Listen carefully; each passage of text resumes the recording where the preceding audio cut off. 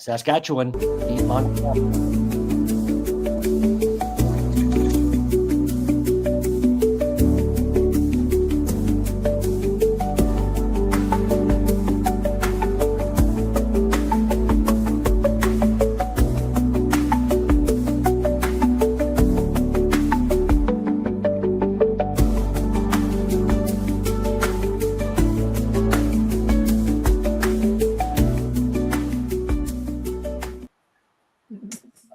Patrick, as you can tell from the reaction, that was not me that started the show.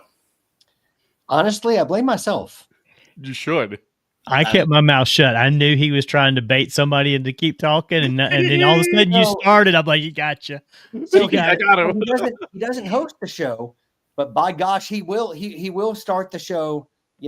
Whenever the hell I want to. Yeah, exactly. Exactly. So, And I blame myself. I should have known better. If you'd have seen, I looked over to see what the clock said, and I was like, it's 8:30, and I just like not saying a word. I was engaged in conversation with my only friend on here, Virgil. Hello, Virgil. Hello, Patrick. How are you doing? Oh my god! Fine. How are you doing? I couldn't help myself. So, everybody, welcome to tonight's episode of the Break Even Sports Talk Show. And yes, Polly, I actually Ed started it this time, because if I started it, we wouldn't be live right now, most likely. Probably not. So welcome to the Break Even Sports Show, where we talk about the things that we do not talk about on the Tuesday and Thursday sports show. So that's mostly going to be FCS. We've got some soccer talk. We got international break soccer talk, and we're going to be eyeing a few World Cup qualifying games to talk about, because we have possible 2 new debutantes coming in tomorrow's games in the CONCACAF region, and we're looking forward to go over that. We may have some hockey because Nashville and Pittsburgh had the international series over in Scandinavia, where Nashville lost both games. So great for that. Ed may have some F1. We're not sure yet. We'll find out. As always, I am your host, number 13 in fantasy football, but number 1 in your hearts, Virgil, the producer. And I am with, as always, Patrick, Donnie, and Ed. How are you guys doing tonight? Living the dream, baby. Doing great. Fantasy football aside, doing well. Oh, look, Ed's Burner's here. What's up, Jolly? What's up, Jolly? You see, I like how the Twitch people were just chomping at the bit, waiting to show up after what happened last week. So I have no idea what you're talking about. They were looking for another train wreck. Yeah. I have no control of this show. You guys already told you guys this is not my show. Yeah, I'm you just don't here. start it or anything. Well, I mean, listen, it was perfect because you kept talking, and I'm like, here we go. No, And it's you just know, I I'm got that trigger talking. finger when it comes to things like that. So I'm like, yep, there it is. Yeah. it's not his show, but he gets to start it. Yeah, apparently. Like this By the way, morning, this we show is spent, brought we to you spent by the 75 DHG minutes Sports. talking about Clemson. You know what? Listen, Clemson is Clemson. There was not a lot else going on. I mean, MLS is over, the USL is over for Carolina sports. So I think it's a little disgusting when South Carolina State wins and you don't even freaking mention it. But Yeah, what the hell? but the whole thing's about Clemson. It's no, kind I of mean, I disgusting. mentioned South Carolina State and Furman. He did. He did. Also, you were the one who instigated the conversation when it comes to Clemson football, and we just had to go there. Well, are you telling me that Patrick is an instigator? I am shocked by this. Right, exactly. I'm Right. shocked. I'm hurt. I mean, it may be true, but I'm shocked. I'm hurt. Yeah, no, absolutely. He just walks by throwing Molotov cocktails all along the chat. Fire No, can we fire get it Dabo right? kind of thing. Manischewitz, okay? Manischewitz. Yeah, He's talking about firing Dabo, and then he's instigating, and Donnie was like, he just took that bait and ran with it. No, what I didn't say is how Dabo paid off the refs this weekend to win. Like that was, I mean, Tell me how you really feel about that, Donnie. The refs didn't have anything to do with it. It was the kickers that didn't make the kicks. I'm sorry, paying If you off say the other so. team's kickers. I'm sorry. I mean, all that cash that you guys have over at Clemson, someone had to pay them. Right, exactly. Yeah.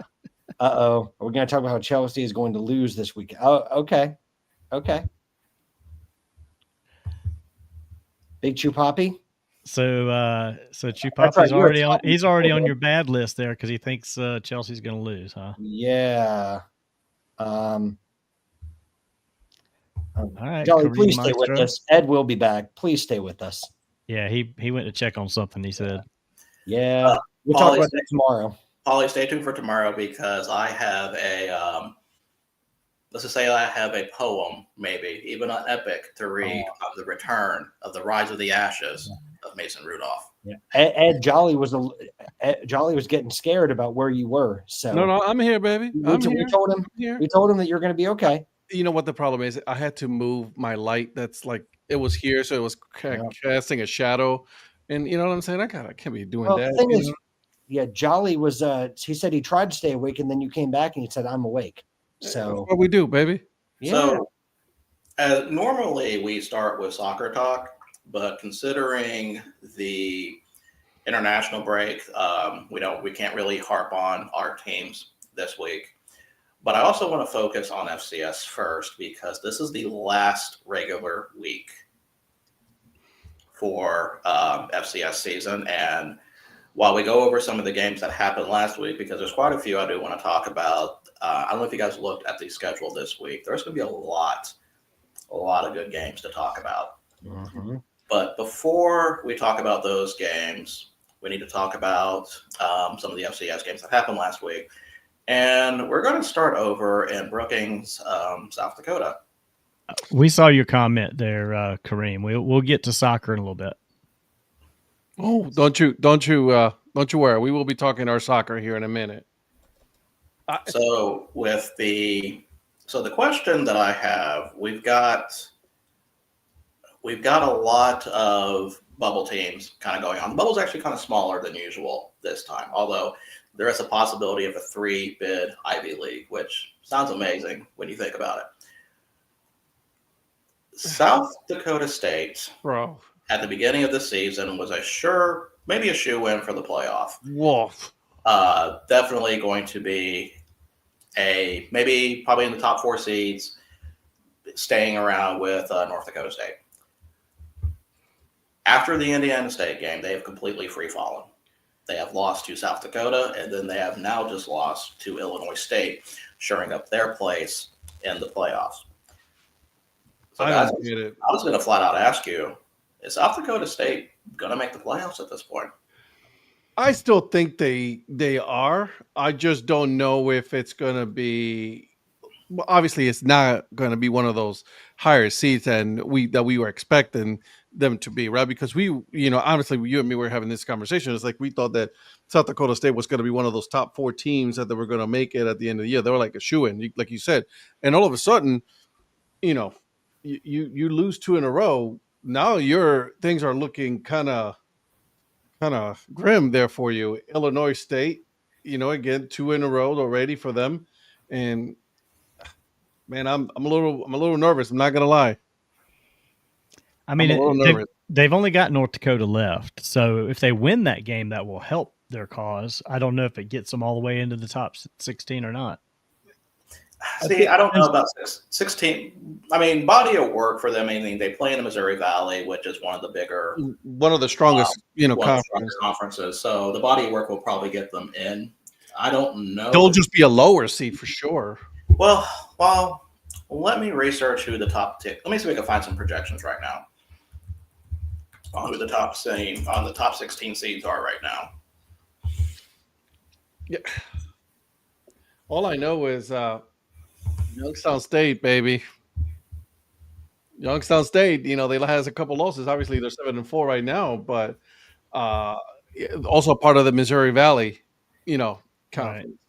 And they put it together against. They had a nice little win against Indiana State. So, hey, good morning, Terry. Good morning.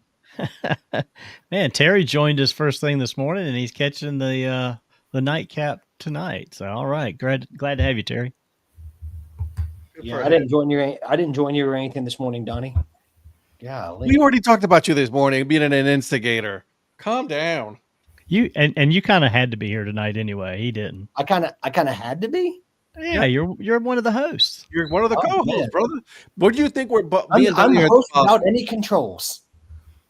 Well, see that you got out of hand, and then we had to take some of those away. Okay, yeah. Okay. Yeah, I believe that. Well, get out of hand. I should be wearing see my. What you're doing? You what?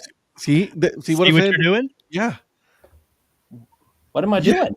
instigating. I'm here being present. Yeah, I'm just here so I don't get fined. I'm just here so I won't get fined. Yeah, exactly. Here's the thing. By the way, going back to this talk, producer, Illinois State scored 28 points right off the rip, and they only scored one more point, one more touchdown in the second quarter. They didn't do anything else, so they had their chances. South Dakota State had their chances. It's just they had one really bad quarter, and it's just because Yeah, I mean that's all they needed. that's all they needed. I think Illinois State. Do you think they maybe took their foot off the gas a little bit when they got 28? Yes. I mean, I think they kind of coasted a little bit after that, and then Yeah. I agree with that. That has been a problem with Illinois State in the past. With they will start strong in games like the UNA game. I always go back to. They had a very surmountable lead in that, and UNA came back. And so I don't know if it's a matter of just. I can't say it's playing down to their competition because I don't think South Dakota State's really a down. They're not a downer competition now. Played too, but yeah, I'm kind of. I don't know if that's going to be a problem later, but yeah, they have a really good offense. The quarterback Rittenhouse is probably one of the better quarterbacks in the FCS. So yeah, I'm not surprised by the score. Yeah.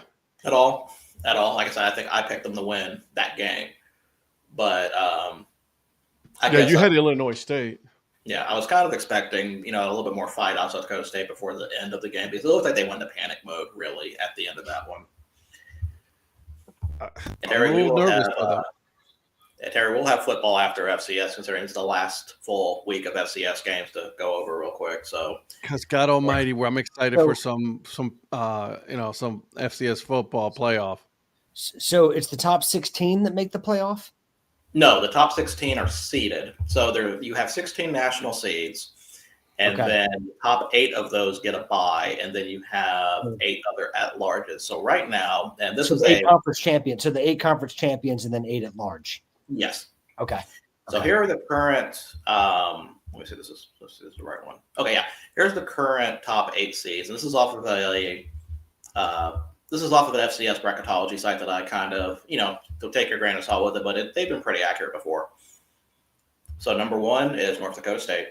Number 2 is Montana. Number 3 is Montana State. Number 4 is Lehigh. 5 is Tarleton State. 6, Tennessee Tech. 7, Rhode Island. 8, Mercer. Strong. So those are your buys.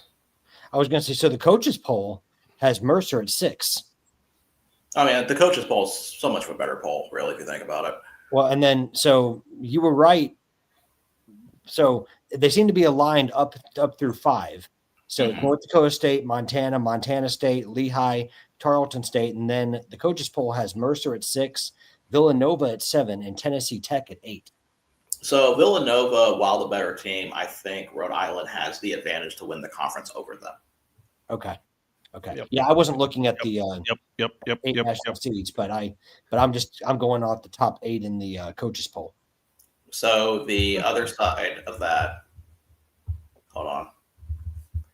This was the wrong time for my screen to freeze. Great. There we go. Cool. So the other 16 seeds, number 9 is Monmouth, number 10, Villanova, number 11, Illinois State, 12, Harvard, 13, the Cowards, 14, South Dakota, 15, Abilene Christian, and 16, Stephen F. Austin. Who are the cowards? You know who the Cowards are. I refuse to say their name. UC Dunces? You know what I'm saying? If Mercer wins that game, they're not an 8 seed. They're probably a 6 or a 5. And UC I was just going to say they go a lot higher than that. So see, this is where that game kind of comes in because UC Davis is sitting on the seed line, and maybe if they lose that game, they wouldn't be. Yeah, and it shows South Dakota State, opening with Stephen F. Austin. So I mean, they're going to get in. It's just they got a longer road to hoe. That's what they definitely will have. They'll be traveling to every playoff game. Well, and they'll also, at least according to the way it is now, if I'm looking at something off this is the exact same thing you're looking at, Virgil, collegesportsmadness.com, FCS bracketology. Yeah. I mean, even if they win that game, then they've got North Dakota State as the number 1 seed. So, let's see how far they go. at this point. They'll be traveling, whatever Yeah. it is. At this Yeah. point, they're not going to have any home games. So that's the one So- disadvantage that they have is that because of the way that they've lost the last 2 games, they just gave up their home field advantage at that Right. point. So is there no way back for West Georgia to get one of the 8 at-large bids? Hate to break it to you, I don't think so. Here are your current bubble teams. Here are your current teams that are listed as your unseeded. So, as Donnie mentioned, South Dakota State, and then we would have Central Connecticut, who would play against Monmouth. We would have Northern Arizona, who would play Hartford. North Dakota would play the Cowards. Drake would play South Dakota. Lamar would play Illinois State. I'm circling this game if it happens. Villanova plays Youngstown State. And at St. Christian at Southeastern Louisiana. How can Ooh, I just got See, excited. see now? This is where I have a problem. Like, how can South Dakota State be 7-4 and still have a chance at the playoffs when West Georgia are 8-3? Strength of schedule. Strength of schedule. That's where it goes back to the strength of schedule. Boo! West Georgia played a hard schedule. West Georgia hasn't played anything. Boo! Yes, they have. And they're done. So they can't even do anything else this week to Boo! sway anything. They just got to hope Boo! You're somebody a Clemson collapses. fan. I don't want to hear from you. Boo! He doesn't want to hear it. He does I know. not want to hear it. I don't want to hear from a 5-5 team. I'm sorry. I'm watching Raw right now, and Cam Scattaboo is face to face with Dominic Mysterio. I just wanted to pass that along, Patrick. Wait a minute. Cam Scattaboo's on Raw. Cam Scattaboo is on Raw right now. And Let's go. He has pushed JD McDonough. Okay, I'm officially invested in this, so I'm going to leave for the evening. I will talk to you guys later. Yeah. So, Plus, Cam Scattaboo injured and hit like a Death Valley driver. well, I said just his ankle. His head's okay. So that is what the current bracket is. I really can't find a trusty bubble list on who is still out there. I know Yale and Dartmouth are 2 teams that are being talked about, and Yale does play Harvard this week, so that can make a big difference there. So that's where we're standing here. We still have some pretty big games to talk about this week, including one of my favorite rivalry names this week with Montana State Brawl of the Wild. Whoa, Yeah, man. really What's it called? Brawl of the Wild. I like that. Such a good So- name. I heard the Montana State game was up for College Game Day to go to, but they ultimately didn't. It ultimately was not selected because they're going back to Eugene to watch USC and Oregon, which I don't understand. But it would have been so cool to see them go to Montana to go. Would they be in Bozeman or in Missoula? See, I had that list. I had that up and then I closed it because I was playing this Hang week. on, I'll tell you. It's I know it's one of the two. It is in. think it's in Missoula, scroll right? down far enough here. It's in Missoula. And they could see a moose, like, walking, trotting downtown, but yet they decide, haven't they already been in Eugene this season? And then they're going back. They were there for. Were they there for Indiana, Oregon? I want to say they were. So I think now they were. So now game day is going back to Eugene for a second time, but you could have gone to Montana for Montana State. It's almost like they don't like college football. Something to ponder about on tomorrow's show. So let's go over some of these games. That's something to Christian ponder. We're not talking about Christian. No, this is a Christian Ponder free. Okay. Okay. Fair Episode. enough. So let's talk about some of the games that went on last week. And guys, the MEAC 3-way tie is no longer possible because South Carolina State beat North Carolina State in a pretty good game, probably one of the better games of the weekend. North Carolina Central. What did I say? You said North Carolina State. Oh, they probably beat them too. North They Carolina probably Central. would because They North would Carolina- have. They NC would State sucks, dude. Yes, sorry. North Carolina Central loses to South Why Carolina. did Tech lose to them again? Golly. Tech I still lost. don't know. I know. Who knows? Tomorrow's show. So that means that next week's game, and we will be picking this one too, South Carolina State goes. Let me see. Yes, goes to Delaware State. Ooh. Both teams are 4-0. Both teams are 8-3. So the Celebration Bowl will be on the line for this game. I got Delaware State on that one as of right now. Let me think about it a little bit more. Man, that What? disrespected South Carolina State. First this Oh morning, no, and now tonight. South Carolina State. There's no disrespect, none whatsoever. So the question for South Carolina State is, can they do it on a partly cloudy day in Dover? Ooh. Could they do it on a rainy day in Stoke? I think they could actually. I think they could. They did it a rainy day at Durham. I think they can do it a rainy day at Stoke. Yeah. What do you think, Donnie? Could they do it on a rainy day in Stoke? You're from I think South they can do it anytime, anywhere, any place, any day. About time you throw some respect their way. I dig it. Thank you.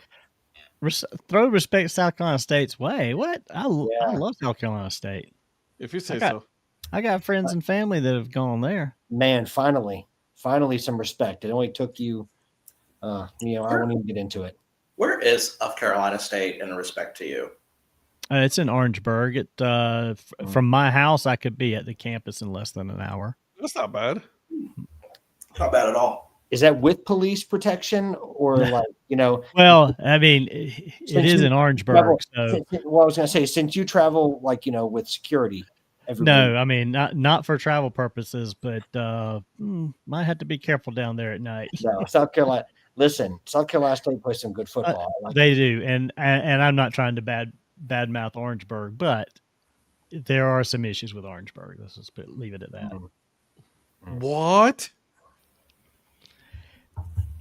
But South Carolina State is it's a really they got a great stadium. I worked in Orangeburg for a year many years ago in my previous career, and I drove past that stadium all the time. It's a beautiful little stadium. It is a nice stadium. Yeah. I've actually been to Orangeburg. Look at you. Yeah, I haven't been there yet. I'll probably make a goal there. Go Listen, there. I've been to one or two places despite what Brock thinks. Other notable games, Indiana State loses to Youngstown State 48-29, so they're going to be setting themselves up to be in the tournament soon. North Dakota 35, Murray State 17. First half, I really thought Murray State would have been able to surprise North Dakota there, but nope. In the end, it all fell apart because Really? I mean, really? the halftime score was 9-7, Murray State. The fact I'm not that gonna lie. North I Dakota- was a little nervous when I did see that score. I'm like, oh, I don't know. This is Listen, I'm grateful to Murray State. They're the only reason that my Georgia State Panthers have a win this season. So shout out to Murray State. Well, I thought St. Francis might get their first win against Long Island, and no, they lost 10-3. It's like, No, They had too many iced teas. and that was it was 3-3 going into the fourth quarter. So Now, though we talked about a bubble still hanging in there, there was a bubble that was popped, in my opinion, this week, and that is East Tennessee State going into Western Carolina and beating them. Western Carolina was a popular bubble team, in my opinion. I thought they really had a good chance that they won that game, but now more. up one bit on league with Mercer. I think Mercer was still living rent free in their heads from the week before. I mean, that's such a draining loss, especially because I mean, the offense played well. Like, you can't say the offense was bad. Right. You can't say it was just Mercer was better. But if you think about it, this is actually UC Davis's fault. This 100% is UC Davis's fault. Yeah, because Yeah. Mercer was PO'd, right? That they Yes. didn't get to play because of the cowards, and they took it out on Western Carolina. So really, if you think about it, Tell me how you really feel. this is UC Davis's fault. Yes, Phil, we did flip to FCS first, considering this is the last full week for FCS, and a lot of great rivalry games and bubble games, and soccer was on international break, so we will get back to soccer. But speaking of soccer, real quick, there is something that I have to say real quick for Phil, and that is a congratulations to Furman Soccer for not only winning the SoCon final this weekend, but also getting a first-round bye in the tournament. Go very Paladins. well done. All right. Okay. Go Paladin. All right. Do you? I saw that in my Furman My always feed. has a good soccer team. yeah. I Now, saw did that in you my have feed. that in your bingo card? What? Furman Soccer? Yeah. Because I Oh. didn't. When I saw it come across my my feed, I made a note of it because I need to bring this up on Monday. I like it. I can And, dig it. Virgil bringing the stuff to the people. It's what the people want. Yeah. Let's see. Harvard had a very close one against Penn. Thank you, Poppy. I swear. And I love Phil's Phil's FU all the time. That's a good one too. It really is. I mean, Furman University to have. Listen, I need Poppy, I need an FU all the time T-shirt or something like at this point because that's just great stuff. You know what I mean? That is. Big Chew Poppy, that is something that Chelsea would do, but we're not going to let our former player Scott Parker beat us this weekend. We good. I mean, if you get a red card, they probably will. We might get 2 red cards, okay? Because that's how we do things. I'm just saying, I'm used to seeing that little red square, rectangle whenever I look up Chelsea score lines. I hate to tell you that I am too. I'll be quiet. It'll be quiet on campus doing football selection show.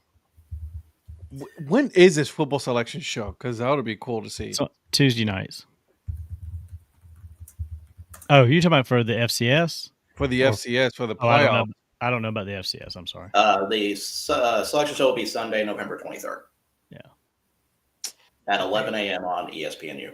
Zach, Come on.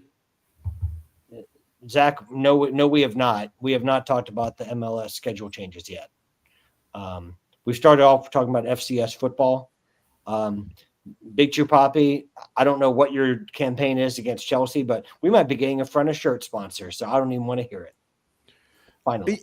You know, He's using the same excuses you use to talk bad about Bayern Munich. I just realized that. You what? You're using the same excuses that you've used to talk about Bayern Munich about relying on expensive signings. Well, that's not me saying it. That's Big Chew Poppy saying it. I know, but you've said that about Bayern Munich before. Relying on expensive signings? Oh, yeah. Well, no, my problem with Bayern is that they try to get everyone cheap. They want the top superstars, but they don't want to pay the price. Here we go. Here we go. Look, Big Chew Poppy saying that that you're going to beat Arsenal? Yeah, in what world? Here we go again.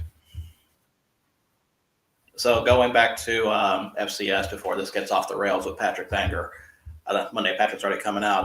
Harvard had a close one against Penn, 45-43. And do you know how Harvard won this game? Or what helped Harvard win this game? A study guide? A kicking game helped Harvard win this game. Well, they just need to do away with kicking because it's terrible. Terrible. I'm always a fan of. I don't know. I'm just saying, kicking games here to stay. No matter Come what. on, like when are guys? No one can even make a 25-yard field goal anymore. It's terrible. Well, they probably have engineers over on the sidelines, like working out all the coordinates and the angles and everything. So they're probably pretty good at it. Big Chew Poppy, how is Tottenham 17th? Here we go. See, I knew he couldn't do it. That couldn't be a more. He couldn't do it. That couldn't be more incorrect. He How in the world do is it. going You to couldn't 17? do it. You couldn't do it. You couldn't just like not take the bait. Just leave my team alone. The team, your team, my team has not done anything Talk to for your you. boy Big Chew Poppy about Big, you'll be all right, bro. Don't worry about it, Big. You good. You're good. It's this hater over here who keeps talking crap about every other You won your team. first trophy in 17 years. We How guys we are not here? spending money, and then you want everything cheap. By the way, as you Tottenham's know. spending money too, by the way. I mean, Donnie was telling me about how they signed Xavi Simmons, so I don't, I don't want to hear it, go into bro. it. He was going over all the details for me about all the money that Tottenham spent, and I was like, "Thank you, Donnie. Thanks for keeping me. Thanks for keeping me." Tottenham often finishes above Arsenal in the table in recent years. Are you talking about? I do not like Arsenal whatsoever. But are you talking about the last 3? Because you sure as heck haven't done it in the last 3. Here we go again. Why you gotta just leave Tottenham alone, dude? Listen, I'm a Chelsea supporter. I have to talk about how mid Tottenham is. Patrick, Because they make you feel better about yourself that your team sucks too. Patrick, what's the first rule on the internet? You can't let the Not be trolls- reactionary. Don't read the comments. Oh yeah, yeah, that's a good point, guys. Let's just relax. Ed, thank you for using your burner to bring peace to this. You're welcome. To this. I just don't know why you're letting it get to you because I didn't do anything. So Yes, and Ed never loses his cool. That comments. No, he never does. He No, never does. I never do such a thing. You know that. No. I love that Jolly's like, y'all chill out, and then drops a And little drops the firecracker as Liverpool. he walks away. Yeah, yeah. He just drops the match in the gasoline and walks away like nothing to see here. By the is Jolly? Are you California based? Yeah, I think he's LA. Yeah. In all seriousness, Jolly, I hope you're staying safe with that mudslide and everything out there in Cali, with all the rain and everything else. Hope you're keeping you all in my prayers. Hope you're staying safe. Yeah, him and Polly are Polly, definitely, I think, out same there. thing to you. California. Polly, same thing to you, my man. In all seriousness, just stay In all safe. seriousness, but then now that he says in all seriousness, Tottenham still sucks. Hey, you said it, not me. Yep, you said it. We're gonna clip that episode of that. Yep. So back to the Forget about the schedule. context. Speaking back of, I'm to- looking at Tottenham hats right about now. I'm fine. I still get home. Well, good. That's Good. good. That's good. Well, Polly, keep staying safe, my man. So back to the scheduled comment the schedule that I had before that got off railed again. I know, off track. I don't Did know you how that guys, happened. I don't know. Did you guys see the 5 overtime game between Southern Illinois and South Dakota? That I did not know. I saw the score thanks to Donnie. So I did not keep track of this one as much because I was still, I think I was still watching Oklahoma State, Kansas State, which we'll talk about that tomorrow. No popes. South Dakota pulls it out against Southern Illinois, 53-51. Southern Illinois sitting 6-5. They may not be in the playoffs. I'm not sure what their situation is right now. The Salukis. Still like that name. Probably one of the better That's a names. great name. It really is one of the better names. You're right. For Phil, Furman beat VMI 32-14. Pretty good win for them. So we have three. So we have 3 undefeated teams in the FCS currently. North Dakota State is one of them. North Dakota State is one. I think it's one of the Montanas. Nope. Mm-mm. I knew without looking it up. One I've already talked about in the Ivy League, Harvard. Harvard. Yeah, it's Harvard. That's right. Yeah. And then the last one is the one we're going to talk about this week too, because not only they're 11-0, they have a big rivalry game coming up this week, and that is Lehigh. Lehigh's been one of the teams we haven't really talked about much. Dude, they've been flying under the radar. They literally have. Yeah, where's Lehigh based? Like what conference? No, No, like state. state. Pennsylvania. Are they in Pennsylvania? Are they They're in in Pennsylvania. Are they Yeah, I in think the they're Valley? Pennsylvania. Don't ask me. I have no idea where Lehigh is at. Montana is undefeated, by the way. They're 11-0. Tennessee I Tech, thought Montana lost. What, son? yeah, Tennessee Tech was before this weekend after the Kentucky game. Because they're ranked number 2 at 11-0, and Montana State's ranked 3rd at 9-2. That's what I thought. I told you, Yeah. Montana. Maybe I got confused with Montana State, so sorry about that. Sorry for our fans in Montana that are listening, which is basically Mr. Stoops. And me. Yeah, are you from Montana? I didn't know you were But from I'm Montana. a fan. I'm a fan. Okay. I'm a Man, fan yeah. of MSTS overall. Did you move to get back into the snow, or what did you do? Are you out of your fucking mind? There's no way in hell I'm going back to the snow. Not a chance in I'm hell. gonna need for you to calm down. I was just asking. I'm calm as a cucumber, brother. I like that Phil says Furman used VMI as a Tune-up game. tune-up game for the Military Appreciation Day against Clemson. Damn. Oh, we will talk about that because, like I said, there's another FBS versus FCS game that I want to have a discussion about. If you Yeah, looked I think we're going to be the ones wearing the purple uniforms, by the way. why would you do that? That's Why would you take that away from them? cultural appropriation. Why would you do that? Because we always wear purple in Military Appreciation. Then why schedule a purple team? That's their problem. That's your no. Virgil, That's Clemson's problem. Virgil, have you heard of the term superiority complex? Hmm. Hey, I don't know. teams wear Apple white. definitely has that for sure. Oh, we agree on that. So a team that does not have a superiority complex, Campbell lost 31-24. Yeesh. Rough year for the Camels. Hopefully they will be able to bounce back next year. UT Martin beat Charleston Southern 17-14.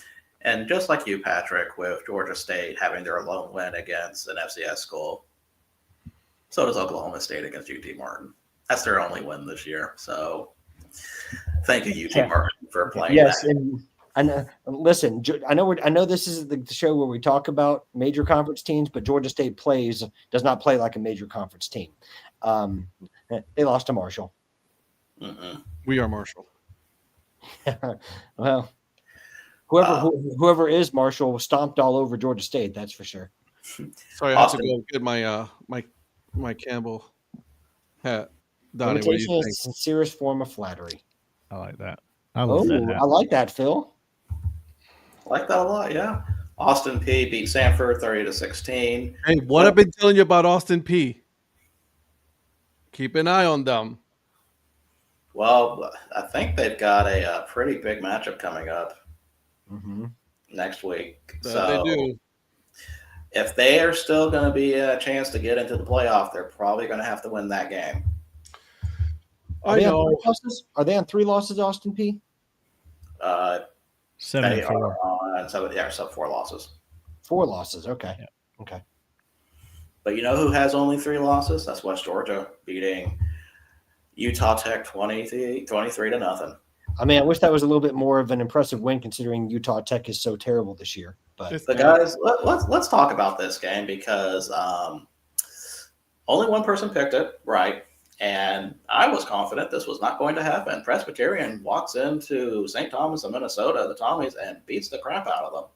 I'm disappointed in myself You should be, because I thought that was going to be a rough road game for them, and boy, was I wrong. Yeah, I shouldn't have tuned in, because I originally picked Presbyterian in my write-in picks to Virgil, but then I switched my pick to St. Thomas when I was on the show, and I was like, should have stuck with that original pick. Well, see, I was trying to go with my first instinct, and my first instinct was that this is going to be a tough road game. Give me St. Thomas, and I let Presbyterian down. I mean, they still won. I started factoring in that long, arduous plane journey to the Midwest for Presbyterian, and I did not think about how that could or couldn't affect them. Who picked that game right? It doesn't matter. It kind of makes the Davidson loss a lot more of a head scratcher. Yep. Yeah, definitely. It doesn't matter. No, we moving on. Who goes to club? See, you guys, I got to go to work. Who goes to club on a Monday? Oh my god, that's pretty funny. Johnny, I never said anything about your mom. Didn't say anything about Patrick. I never said anything about your mom. Oh my god. I mean, the Davidson loss. Yeah, because I mean that was a 1-point loss. They had not be there. She will not be there. She will not be there. Oh, I love this show.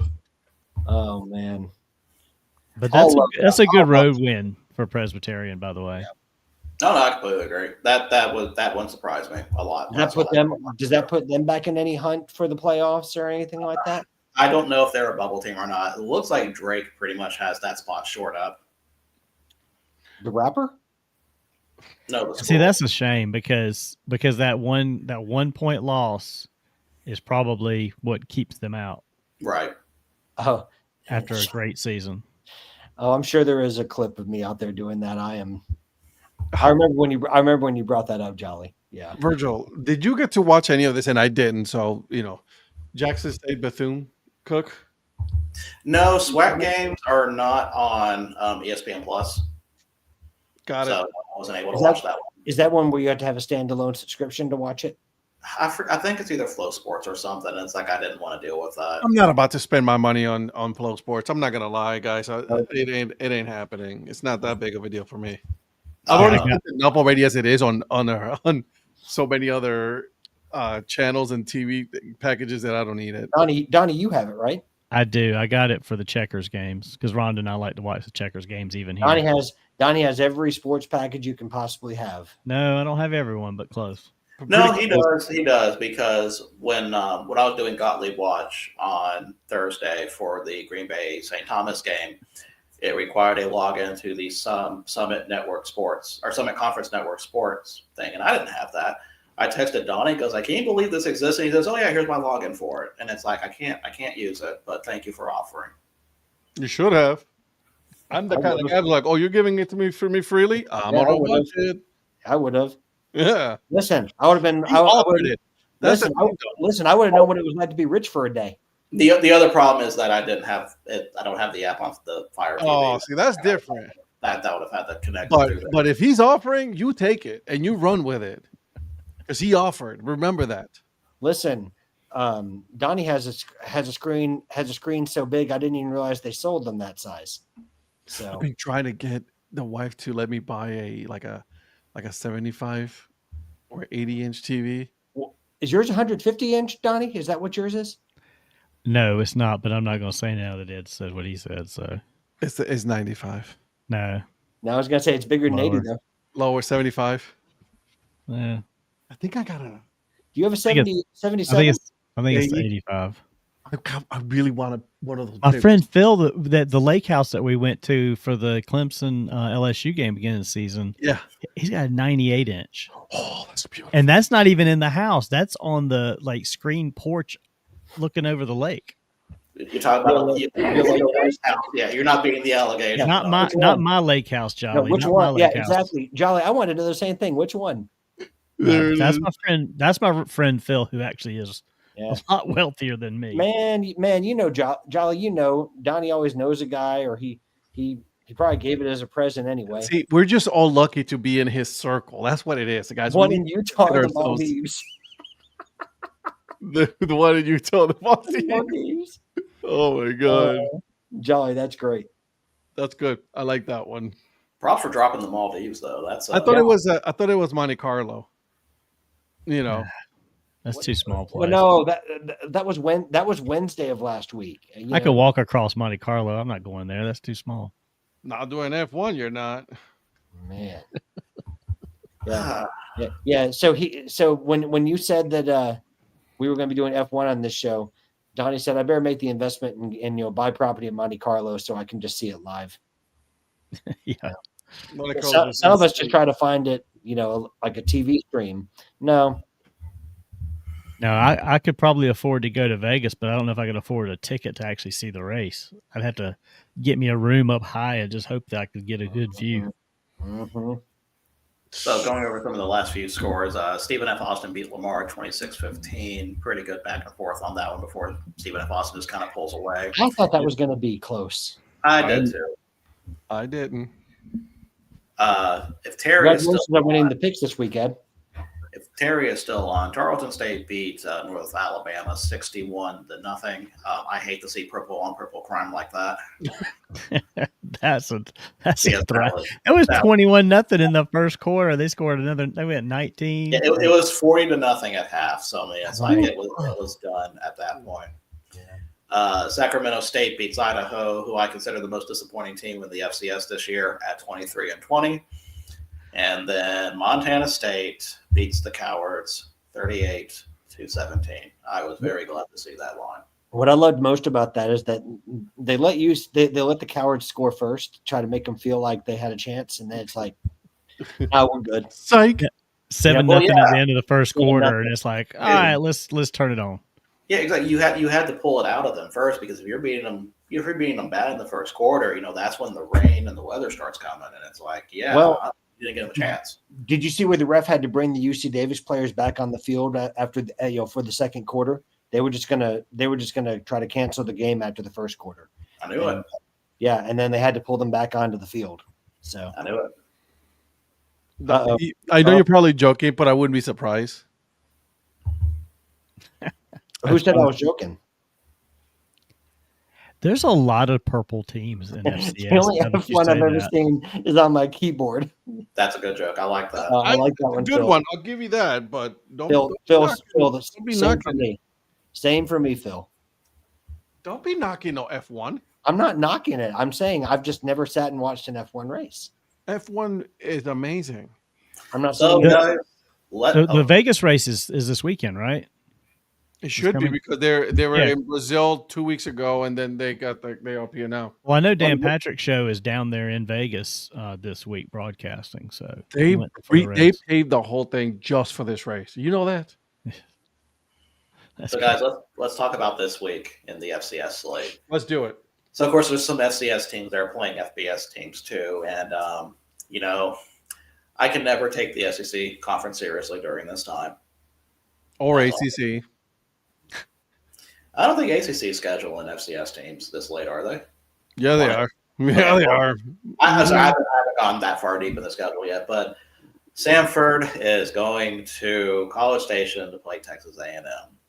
Oh my word! That's messed up, bro. That's just disgusting. I don't even know what the line is on that. I have not seen one There yet. is no line on this at all. But as for the games that we're definitely going to be picking and talking about, first one is the game, Harvard at Yale. It's the Yale Bowl over at New Haven. So Harvard is 9-0, 6-0 in Ivy, and Yale is 7-2 at 5-1. So Harvard loses this game, Yale takes the automatic bid. Harvard's probably going to go ahead and be in the at large in there. So this has implications on the bubble for sure. The fact that Yale would take over when there are 7, there would be 8-2, and Harvard would be 9-1. It's beyond me. Well, they have a tiebreaker over in conference. So when Jimbo was at A&M, that had to be scheduled when Jimbo. I believe it. Yep. Probably, yeah. Jimbo would do that. He would be the kind of guy who would do that. So Next game we have that we're going to be. Oh, sorry, Patrick. Go ahead. I was just going to say the only other ACC game is Wake Forest has Delaware, and Clemson has Furman. All the rest of them are playing conference games. Well, Delaware's not FCS anymore.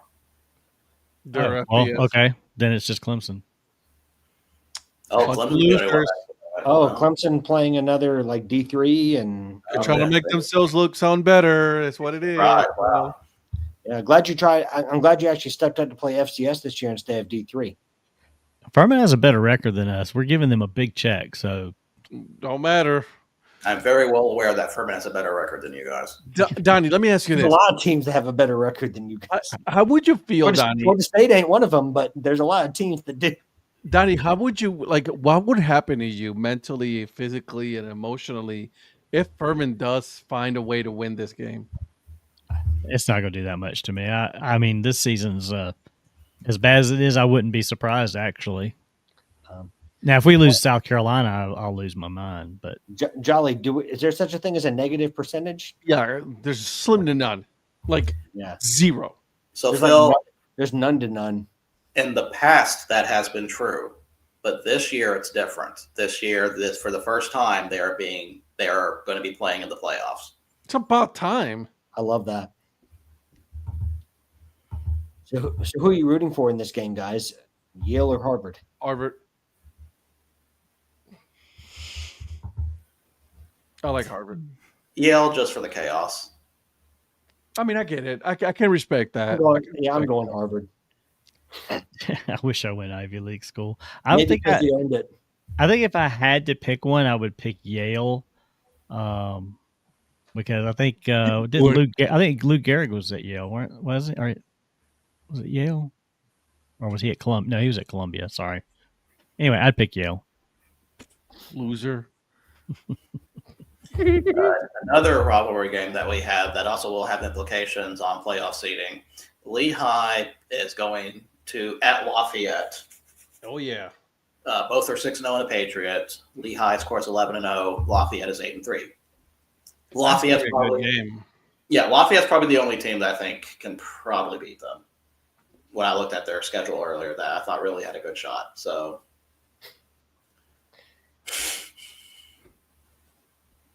Wow.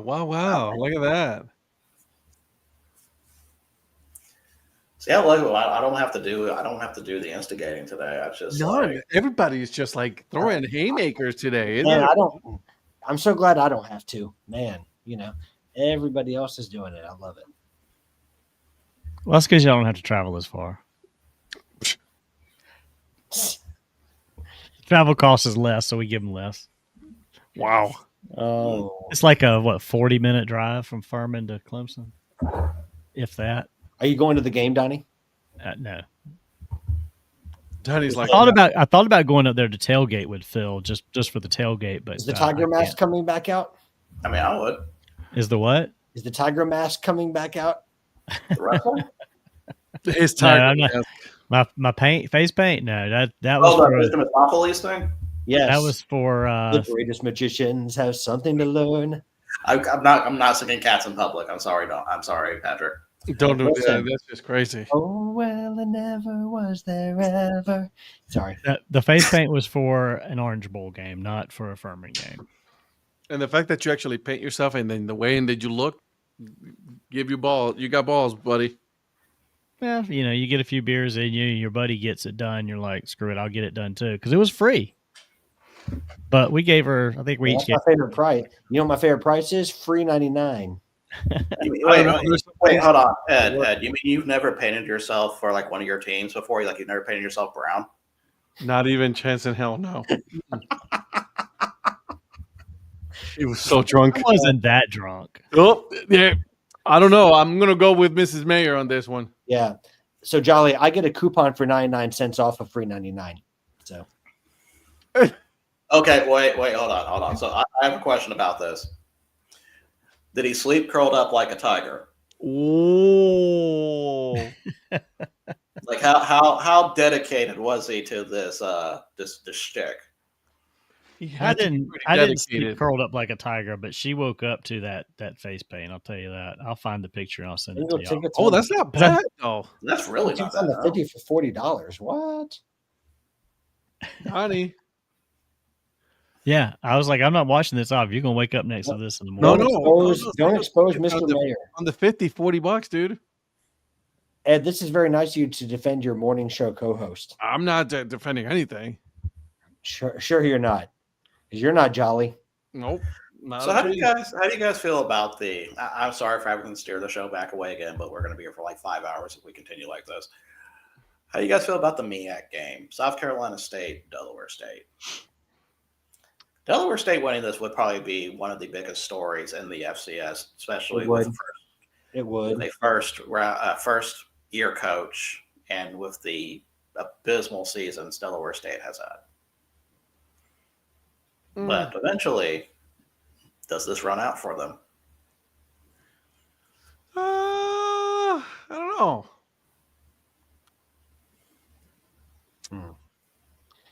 Delaware State's where Deshaun Jackson is, right? Yes. Correct. Yeah. I'm excited for that for Deshaun Jackson. He's doing really good, man. I'm super surprised. First year coach doing what he's doing. Yeah. Good for him. They would have an automatic bid, right? Though if they do win, whoever wins it, because they're both have the exact same schedule. Oh Lord, that's haunting. That is so haunting. I just saw the little preview. I haven't pulled it up yet. No, Murray State. I didn't. Oh gosh, I didn't. Oh man. He's looking at you. Oh my word. That's what I look like the I next can't morning. unsee that. Actually, I think that was the night before. I was like, that. This is what it's gonna look like in the morning. And it did. That shit took a while to come off. I bet it did, dude. Yeah. By the way, this almost made me die. He wanted me to wake up next to that the next morning. I'm starring that comment. Oh God. That's a good one. Out of here. I you know what? I have mad respect for you for doing that. So good for you, buddy. Absolutely. So Murray State has one last shot to win a game. Yeah, I sent you the one that I sent you guys the other day too. Yeah. That was me and my See, friend. Yeah. So you can see the before too. They do have a chance here. They do have a chance. Do you think they have a chance here? Yeah, they do. I just don't know if they're going to take advantage of it. Rawr. Listen, I'm just saying it's a tall task for them to win on senior day at Terre Haute. Yep. Again, listen, I'm not saying it's going to get done. I'm just saying they have a good shot. For those who are wondering, Murray State's traveling to Indiana State. Indiana State is 3-8, only 1-6 in Missouri Valley, and that one is South Dakota State for some reason. So I'm definitely keeping an eye on that one. No, for sure. Presbyterian. You do realize that Murray State's 0-11, right? Who was that to? And, Me?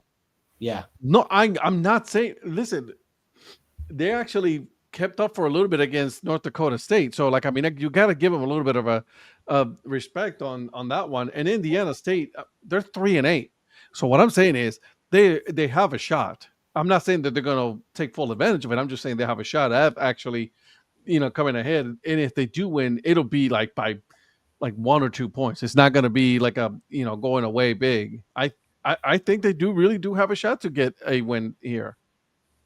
Such disrespect to Larry Bird University. I can't even believe it. Well, Larry Bird ain't playing football, so Yeah, Larry Bird. Yeah, Good point. I would like to see both of those get at least get the one win and not go winless for the season. Can St. Francis please get a win, or do they have no shot? They've been close twice. They've only lost. The last 2 games were only 1-score losses. Who do they play in their final game? They have Stonehill, Oh no. who's 3-8. So Hey, they have a shot. I think they might have a shot. I'm not saying they might only win by 1, but I think they might actually have a shot. yeah, I mean, Stonehill's 3 wins are against Maine, Long Island, and Mercyhurst. Hey, Ed. I don't know what you're talking about. So next game we have talk about, of course, Eastern Illinois travels to Alabama because why? Because But it's guys, Alabama. Buckle up. Mercer is traveling to Jordan Hare to take on Auburn. Bro, They're not going to win. they're not going to. But you know how much fun that would be That for would us to be talking about this? If they have a lead, if they have like a 10-0 lead, I will make sure everybody knows. Listen, stranger things have happened. Stranger things have happened. I remember App State going to Michigan. I was getting ready to say App State, and you said it Listen, first. Georgia State beat Tennessee. Anything can happen. Yep. Donnie, I'm disappointed in you as a Clemson fan that you would not bring up the Citadel beating South Carolina. Yeah, well, that's not that big a deal. Because It is it's South Carolina. I know that, but just way to rub in the fact that South Carolina lost to the Citadel 1 year. I think they lost to them 2 years. I think they were I was relatively trying to close. give them the benefit. I was trying to give them the benefit of the doubt here.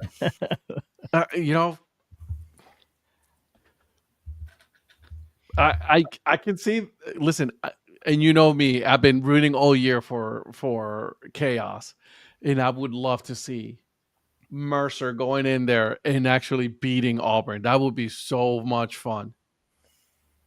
And let's not act like Auburn is this just good team. They're 4-6. Yeah, I mean they fired Hugh Freeze, so And they've got Iron Bowl next week. yeah. Right. So don't you think it would be fun if we got to the end of the season and they were all of the winless teams, and then they kind of play a tournament to see who can get a win, and then How legit would that be? That would be so fun. Can you imagine Lincoln playing St. Francis? I think St. Francis could probably win that game by 20. Touche. So Murray State might even get a win in that one. Well, let's not be too hasty. Let's relax now. Calm down now.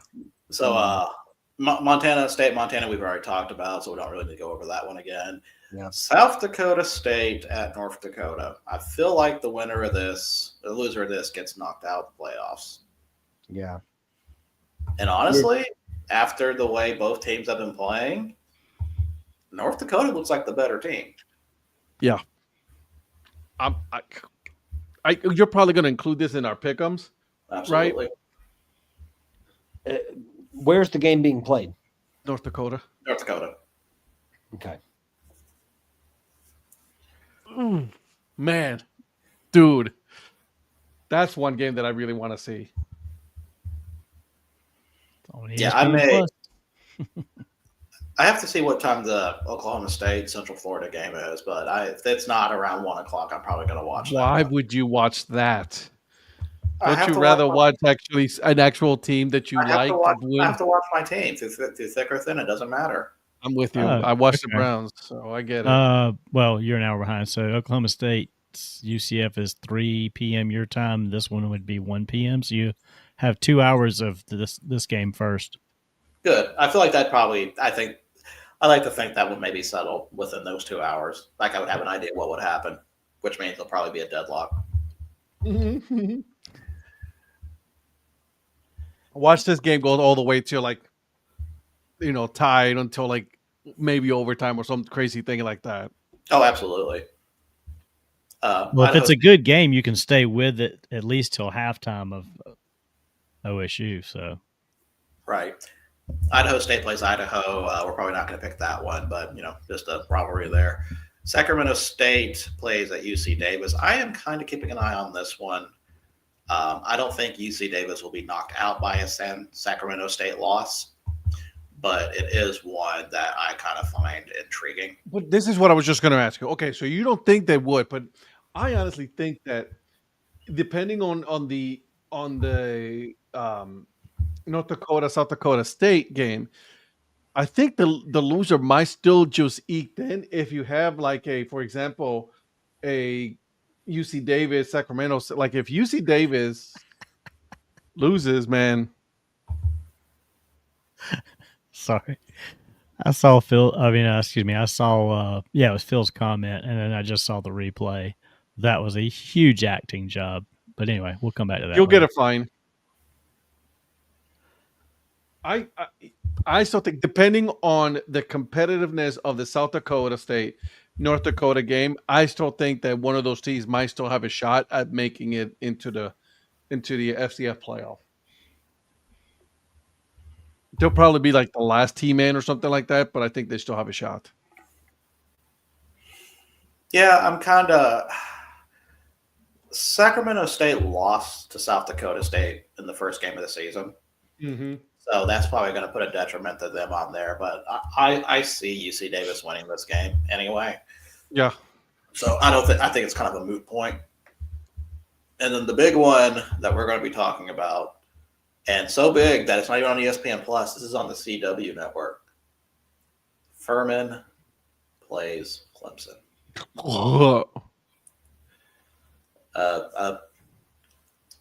I was not really going to go into analysis. I got to see what the line is for this game first, but I expect a full analysis of this on Breakfast Takes. Uh, And I think it's followed by a replay episode of Dawson's Creek or something. Whoa, man! Hey, listen. I used to watch the hell out of some Dawson's Creek. Don't be hating. I'd never seen Dawson's Creek. I don't want to wait for our lives to be over. Yep. I've never seen it either. What? Jessica Alba, dude. Jessica. Could I just say it's too white for me? Yeah, you probably could. Yeah, I can see. Yeah. I mean, never mind. Moving on. I'm not. No, go ahead. You want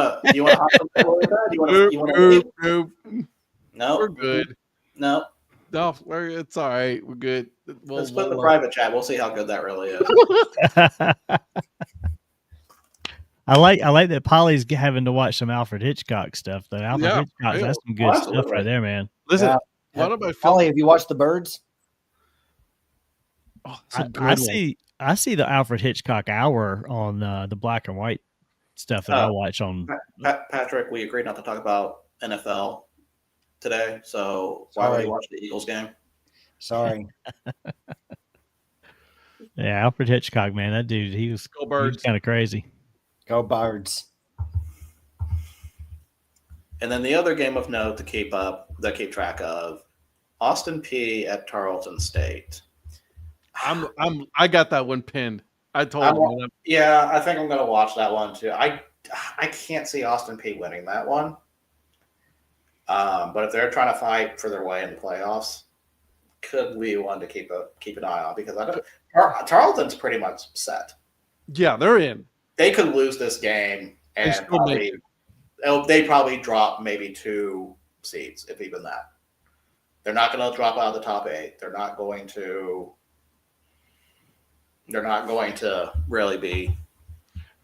They can still make. They're still going to make it because they've had a good strong year, and so they'll make it. Like you said, they'll probably drop 1 or 2 spots, but they're not going to drop that big because again, Austin P has been a pretty formidable team all year, and I think that they can still.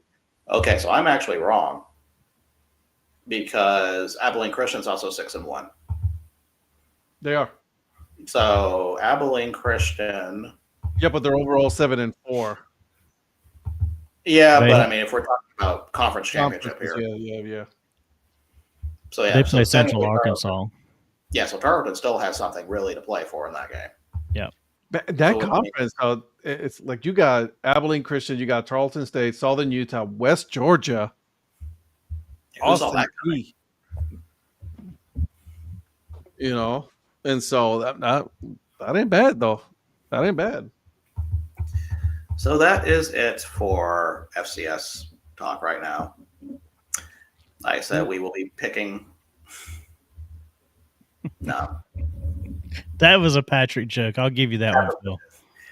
I don't know. That, No, Why are we don't, not- no, don't. That would be a you Nope. joke. Certainly it Yep. would. No, Yep. 2 out of the 4 so far agree that it is a you joke right there. That's how you know he's a long time chatter. He's pulling out the Patrick jokes. He is. If Virgil doesn't even want to comment, but he's right. We're right. not touching that one. No, I wouldn't touch it either. So sorry, Patrick, you're out. Hey, by the way, why aren't we talking about Townsend and Campbell? I'm kidding. I'm Do kidding. you want to do analysis on that game? No, I don't because they both suck. Oh, well, Beeston has decided. Oh, See, 100% a Patrick joke. Sorry, buddy. all right, Phil. See you later.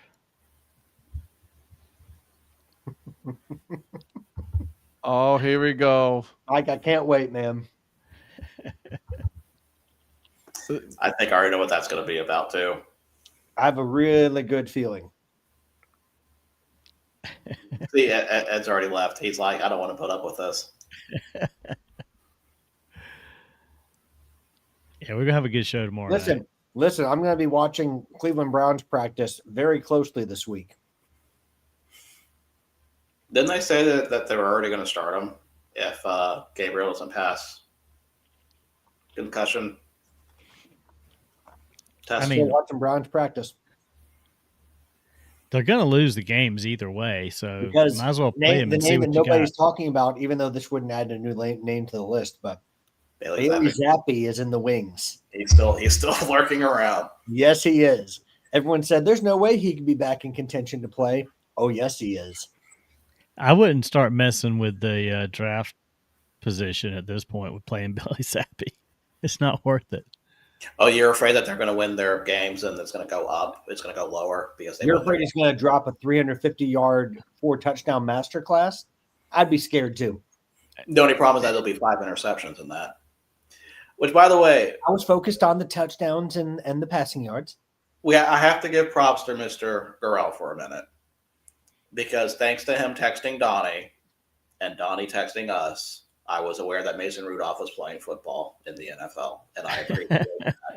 I immediately dropped what I was doing and found a way to follow this game. So No pokes. I appreciate that. You made my Sunday because Lord knows that Seahawks Rams game almost killed me. I saw that go through. I was like, I got to send that to you guys because I knew. I figured Virgil that you would have already had seen it, but No, I didn't know. when he had the go pokes on there, I was like, I had to give that one to Patrick too. So now let's transition to Absolutely, Mike. let's transition to soccer now for a minute. We're not going to start with World Cup qualifying because I want to get your guys' opinion on the MLS schedule change more than anything. So for those who don't know, MLS is following the European style schedule change where it's almost said it's September through It's during May? the winter. Is it May? it's through the winter. We'll say it's through the winter. Yeah.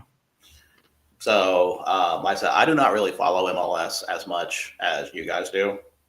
So I'm not sure exactly what impact this would have for you guys for watching it, or basically why they would be doing this. To me, it doesn't kind of make sense. It doesn't. If they're emulating Europe to appease the European snob, the Euro snobs, or anything like that, I don't think it's going to make a difference. I don't really understand this from a money standpoint. I don't understand this from a sports competition standpoint, because now they're going up against The juggernaut that is the NFL. You got NFL, you got NFL college football still going on. You got the Major League Baseball playoffs. Yeah, so not entirely too sure how that's going to work. Because, I mean, imagine even logistics on having all of those play at the same time. So what do you guys think of that? See, they had, for those fans of soccer, you could watch, like we watch now, the English Premier League. You can watch League One and all that, right? Liga A, La Liga. And then if you still wanted to get more of your soccer fix, you have MLS, right? And now you don't.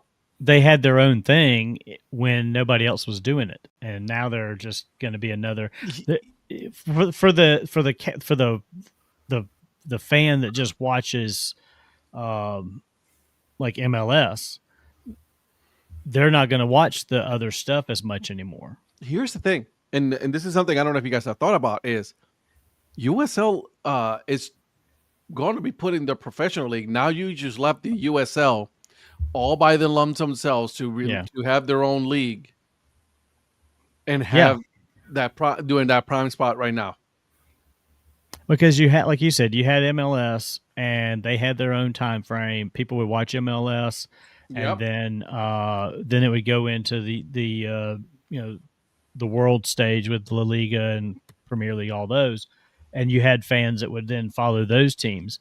Now they're going to have to choose, and the MLS fans are a passionate fan base for their teams, and I don't know if I would like to know what those people feel about it, because for me, I'm new to it anyway.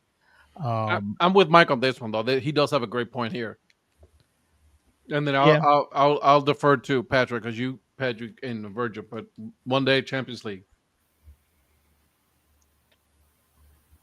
Yeah, because even though you guys say you don't watch MLS a whole lot, you at least know from standpoint of how the European model works to what they're doing.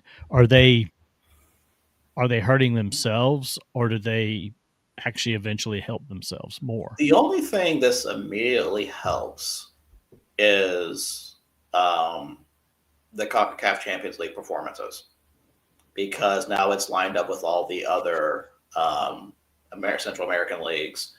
So, like, whenever they play, like in the quarterfinals or semifinals, it's not basically it was preseason for MLS at the time.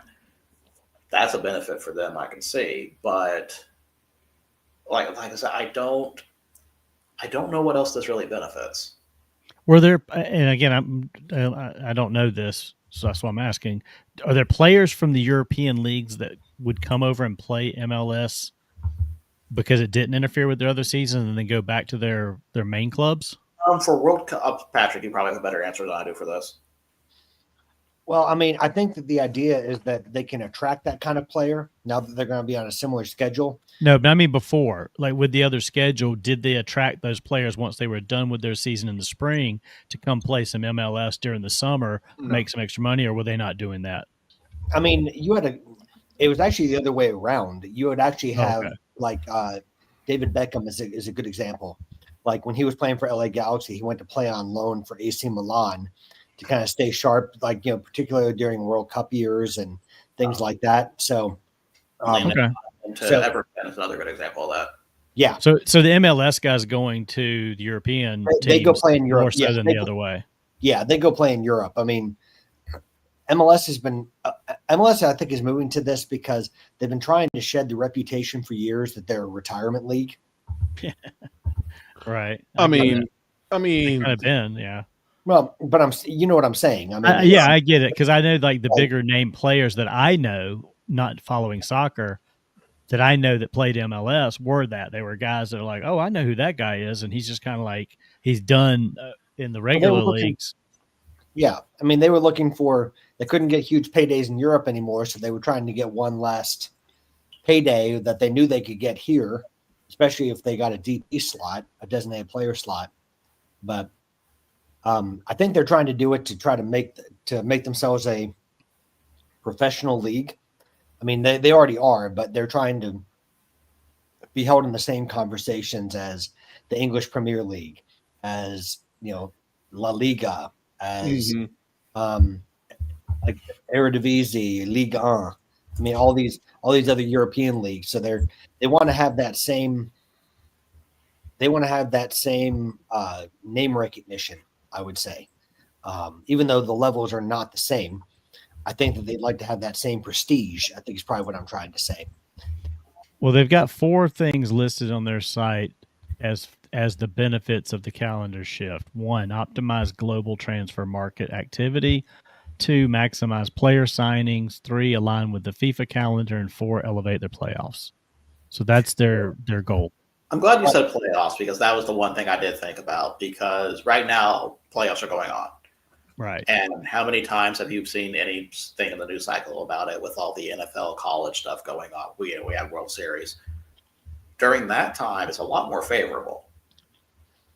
And they're hoping to get players more in their prime, so that way it doesn't like they're not missing games with international breaks like they do now. Like MLS is one of the few leagues that's been playing through European and after international breaks. So you have guys that are constantly the top players that are constantly missing teams for their MLS clubs because they're playing for their national teams when in the European leagues they're not even that's not even an issue because it's an international break. Yeah.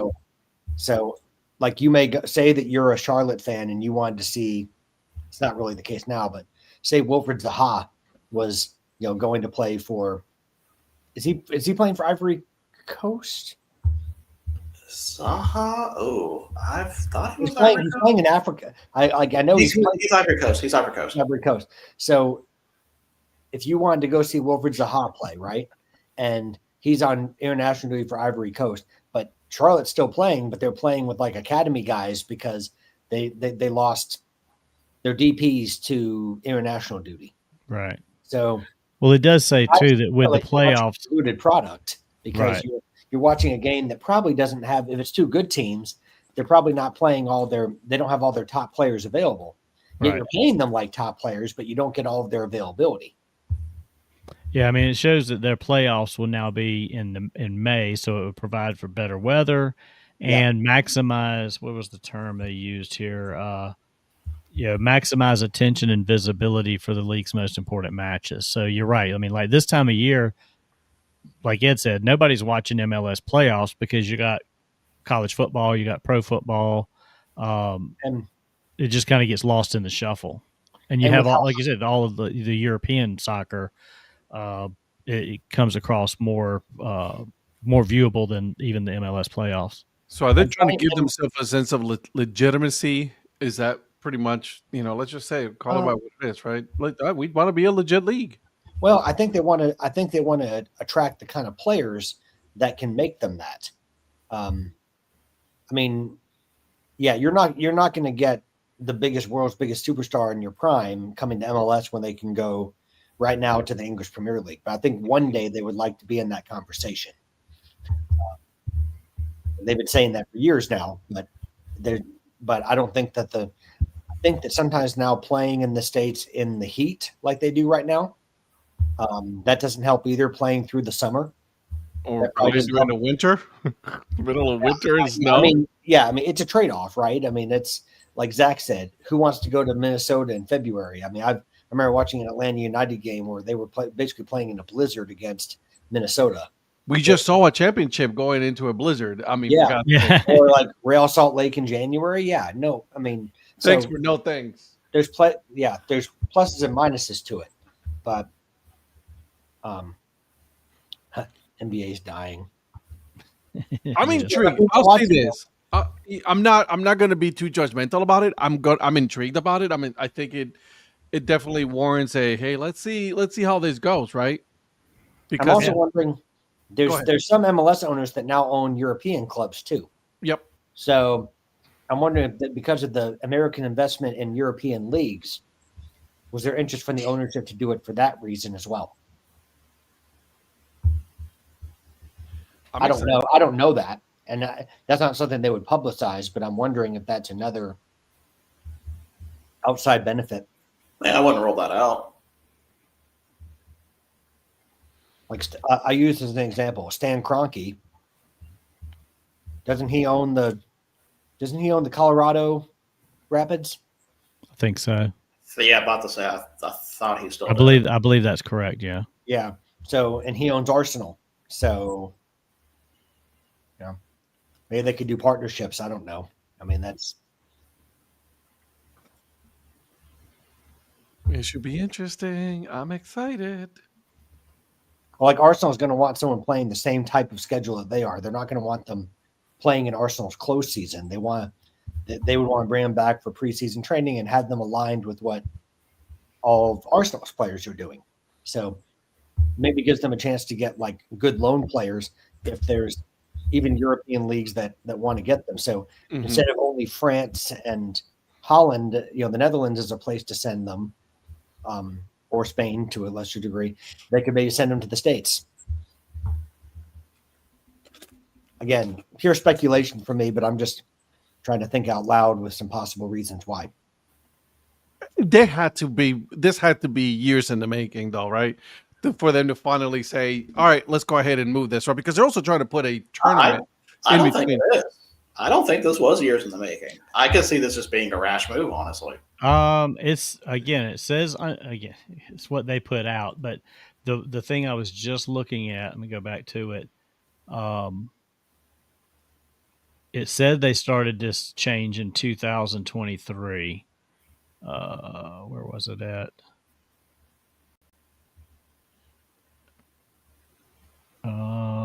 It was on here somewhere. It said it actually was a few years in the making. Yeah, it was a 2-year process. This change follows a 2-year review process that began in October 2023.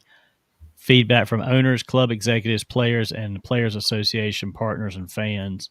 So they've been doing all kinds. It says they've even conducted extensive weather and logistics analysis to figure things out as well. So They're choosing the cold over the heat.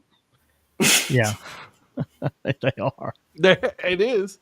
I mean, you want to play soccer in Charlotte in July, running around for 90 minutes? No, Hell man, dehydration is no joke. Exactly. So I don't blame them for that. Well, also, you already heard the complaints about the Club World Cup being over here, right? Oh yeah. About the heat. Yeah. So when you're trying to attract players, you are going to take weather into account. Because while the South American and Central American players who already play in MLS are used to this, the European players are not. And then you throw in travel in England is much different than trying to play away in MLS. Yeah. Like in England, you get on a bus and you're there in a couple hours. In MLS, you may be flying cross country. Right. Exactly. And I think also they had to do with like a lot of our players are also my guess is they played in Europe before, so they're used to that kind of schedule, even Latin America, right? So I'm sure they're used to that, and they're like, yeah, no, I think it's a great idea. I think it's a much better way of playing.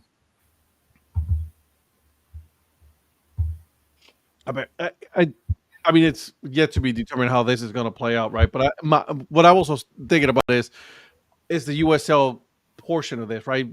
Obviously, they're not thinking about the USL. They don't care, right?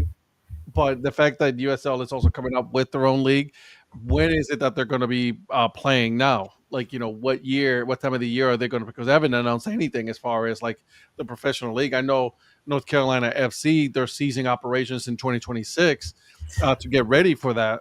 Can we talk about that for a minute? Yeah. Was part of the deal you had to cease operations, or is that their choice? Because I think it's their choice. Okay, I was kind of surprised when we read it. I was kind of with you thinking, okay, that makes sense. And then when I saw they were ceasing operations, I'm like, okay, why are they doing that? They're also trying to get a new stadium built. So I think they're trying to want to start fresh. I don't know if it's part of the deal. I haven't heard any other team do that. But I think they're the first team to say we're going to put a bid for the championship or whatever they're going to be calling it. Okay, because if that's part of the deal, I think that's going to be a harder sell for a lot of those teams, especially some of the smaller ones where you kind of actually need to play. I think it's a choice. Like we talked about this last week on Breakfast Takes when we first heard the news about it because it was in North Carolina, and the fact that they're going to have to build a stadium to play in. They have so many other things to do. I think it was just a choice for them to say, look, we're not going to keep running this team while we're trying to do that. Yeah, they don't want to. They don't want to put out a watered down product, right? When their focus is somewhere else. They would rather, cut ties, let these guys find somewhere else to play, go figure that stuff out, and we're just going to focus on getting a stadium built and start the process, and basically try to get ahead of the curve on anybody else that hasn't made their decision yet. I mean, I have nothing against it if the fans are okay with that and that works. It surprised me when I saw that. It surprised me. It's yet to be determined if it's going to play out, right? Because we don't know what's going to happen. We don't know. There's so many ifs right now. We don't know what the other teams are going to be. We don't. And like you said, we don't know what the schedule is going to be. I mean, this is another thing. Were they considering a European calendar, following the international calendar, and MLS was trying to kind of beat them to the punch a little bit by making announcing this, and also being like, we're going to switch to this. I mean, I could see USL keeping their lower divisions maybe on the summer schedule, and maybe those feed into this new Division I they're doing that would play an international style calendar possibly. Yep. So I don't know. I mean, it hasn't been announced, so I could be totally just spitballing speculation here, and really I am. But I mean, that makes sense to me. Is like, okay, they probably got wind. These guys are going to do this. Let's do something too. I was going to say, I don't think that USL is going to play a different format in their top league versus their lower leagues. I mean, I think they're all going to play. They're all moving to one. I think they're all going to be unified in when they play. Oh, okay. I would guess. I mean, I can't imagine that. Well, and that makes sense to stay. If you're doing a promotion relegation model, you're not going to have the top league play one style schedule and then have your lower leagues playing a different type of schedule. Like look at the Premier League and the English Championship. I mean, you're right. I mean, they play more games in the championship. And they play more times a week in a lot of cases. I mean, it's probably the most grueling league in world football if you really want to do it. I think they play, was it 46 games? It's something rather than 38. So and they play different. Obviously, they don't play the same days as the higher division, but still, like, I mean, that's they do. I mean, you're right. You're right. Saturday, Sunday, and they will play on the Tuesday.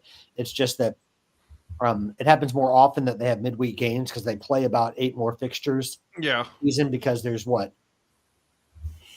Is it 24 teams in the championship? Yes. Do you play each one twice? Yes. So it's 48, not 46 games. It's 48. 48 games. Yeah, I can finally do math. Anyways, yeah. Remember, my C stands for quality. 24 teams. My C stands for quality. But yeah, it's I think that if the USL is trying to do their own thing, they're going to be aligned in the model that they play. If they I think that they're probably going to keep playing with them all that they're already playing with. But Yeah. I mean, they did get the current head of the current president of the Premier League to come over, or is it the Football League or the Premier League that they got Premier. come over here? Yeah, to come over and run the USL. So that's a humongous coup, and that gives them one of you threw out the word legitimacy earlier, and I think that's exactly I guess it was you, Ed. That's exactly what It brings that's legitimacy. exactly what it's bringing. Yeah, it creates legitimacy for USL, which is something they need. For sure. If they're For going to so long, be they were known as the minor league system, right? well, if they're going to be a viable alternative to MLS, they need it. 100%. Yeah. And they can kind of be the anti-MLS in a lot of ways, because not everyone is a fan of the way MLS has been, conducting itself over the last several years. Yeah. Yep. Well, hence he doesn't watch it. Yeah. Well, I mean, I support because I've got like a team locally, and it at least gives me an outlet to go watch football. But Well, we had a team here. But it's got to be interesting for both Charlotte and Atlanta, since they share a stadium with an NFL team. Yep. That's what I was worried about, is what's going to do to that with the changeover. And we're already seeing some of that, like we already see some of that with MLS currently, because I think it's going to make scheduling that much tougher though, because now you're going through the entire NFL season. Yep. Yeah. At the same time, it's just like you start out you've got the way MLS is now. You kind of start out in March or so. Mm-hmm. So before you have several months before you get into the NFL season that you can schedule games. When you get into this, you're getting in at the start of foot. Well, you pretty much you would probably just block out Sundays. Unless I guess it's just going to flip the schedule where you're going to have a lot of home games.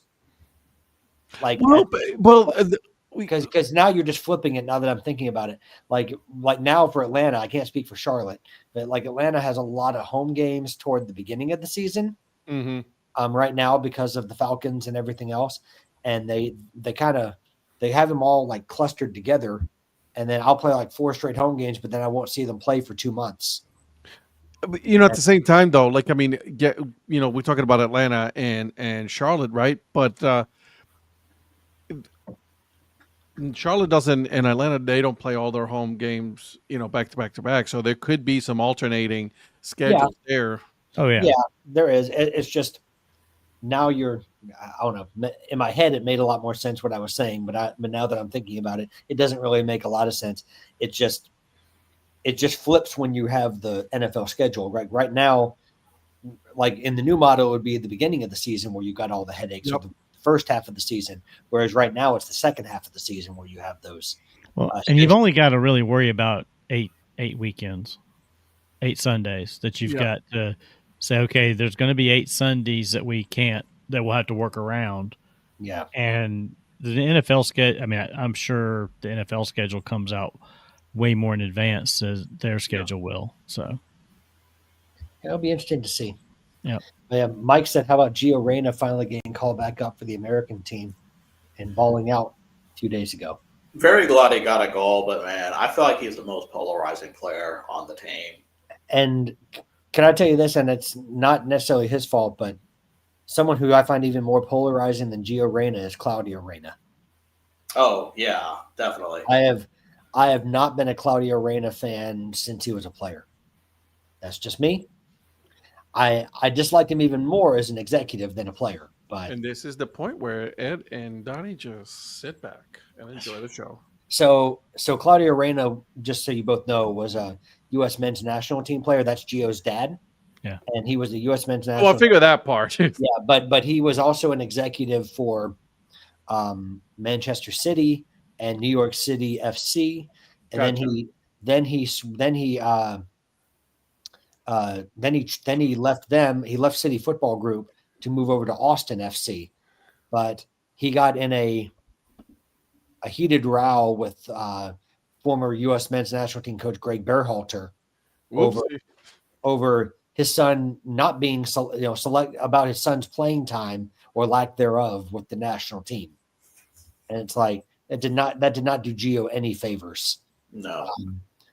He didn't deserve to be playing at the time that he wasn't playing. As much as I disagree with Greg Berhalter on many levels, that was not one of them. And I don't agree with you on that. I think he should at least gotten a call up, and that was the problem. He should not have gotten starting minutes. I wouldn't say that because he was doing. Well, that's what I meant. I meant they shouldn't get starting minutes. Yeah, he should not have gotten starting minutes. But I mean, like his time at Dortmund, I think deserved a little bit, at least more than what was given. Yeah. No, it was ugly. Yeah. It was ugly, yes. Yeah. But I think my point is Claudio Reyna didn't, in trying to help his son, did the opposite. I think he did. Yeah, I did him this. He did his son absolutely no favors as far as I was concerned. And as for Gio, I know he landed at Borussia Mönchengladbach. So I know What was that one again? What? What was that club again? Borussia Mönchengladbach. I love it. I love that one. Thank you. Yeah, I used to follow them because they had Fabian Johnson, and I know they have another American. I think Joe Scally, I think, is still there, the defenseman. Not Terrence Boyd, right? No, not Boyd. I'm not going to go on the Boyd tangent here. But after he had a falling out with Dortmund, so this is kind of a second chance, especially in the German league. I'd like to see him produce more in Gladbach. I mean, at first it starts just using the minutes he gets, and hopefully eventually into a starting role. Like the kid's got talent for sure, but yeah. I think sometimes he gets in his own way.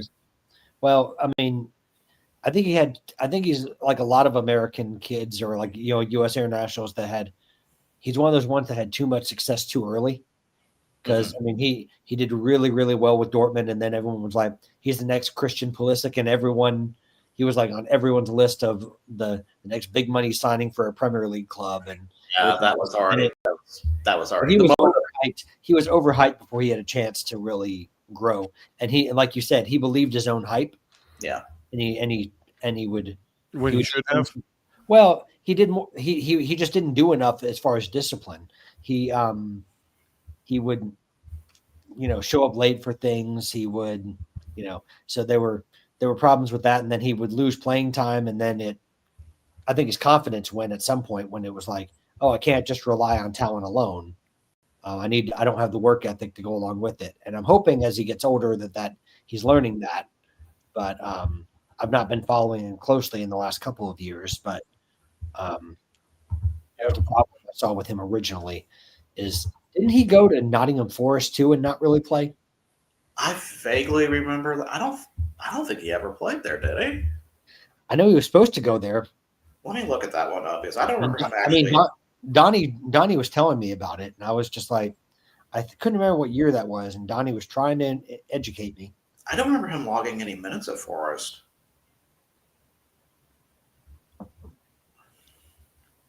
Donnie, you're on mute. Was that like 2013 or something? I don't know. No, he had 9 appearances at Nottingham Forest. I thought he played there.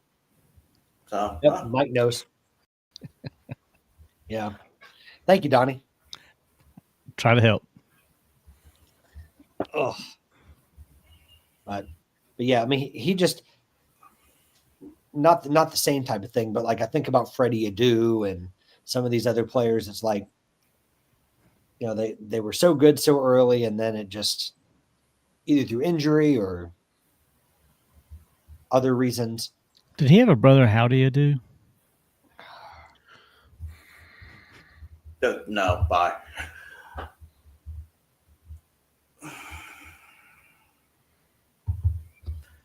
Everyone, just please we're just gonna have a minute silence. I'll sit over here and mute myself. Yeah, that's good. Yeah.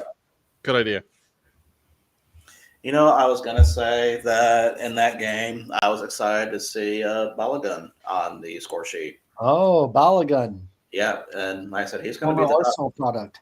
He's doing pretty good at Monaco. I didn't think he was going to stay at Arsenal, but Donnie, you and me would have been sitting here anyways because we have no idea what they're talking about. I know, and Mike's right. I am priceless. You guys need to know your national team players. That's all I'm saying. Jeez. But listen, whenever Mike says priceless, all I can think of is, do you remember the wide receiver Peerless Price? Oh, Yeah, I do. I do. yeah. You Freddie, you do? No, don't start that either. Uh, Not But me. guys, it's time to do something. I've teased this. This was teased a few weeks ago okay. about Ed picking a La Liga team. Oh, I totally forgot about this. I didn't. Yeah, I didn't either. So I went back and see, can I find the old wheel that I made for Donnie? And luckily, that wheel has been saved. Oh my god! Of course you did. So Ed, I'm going to give you a choice. Okay. Do you want for us to pick you a La Liga team, or do you trust the wheel?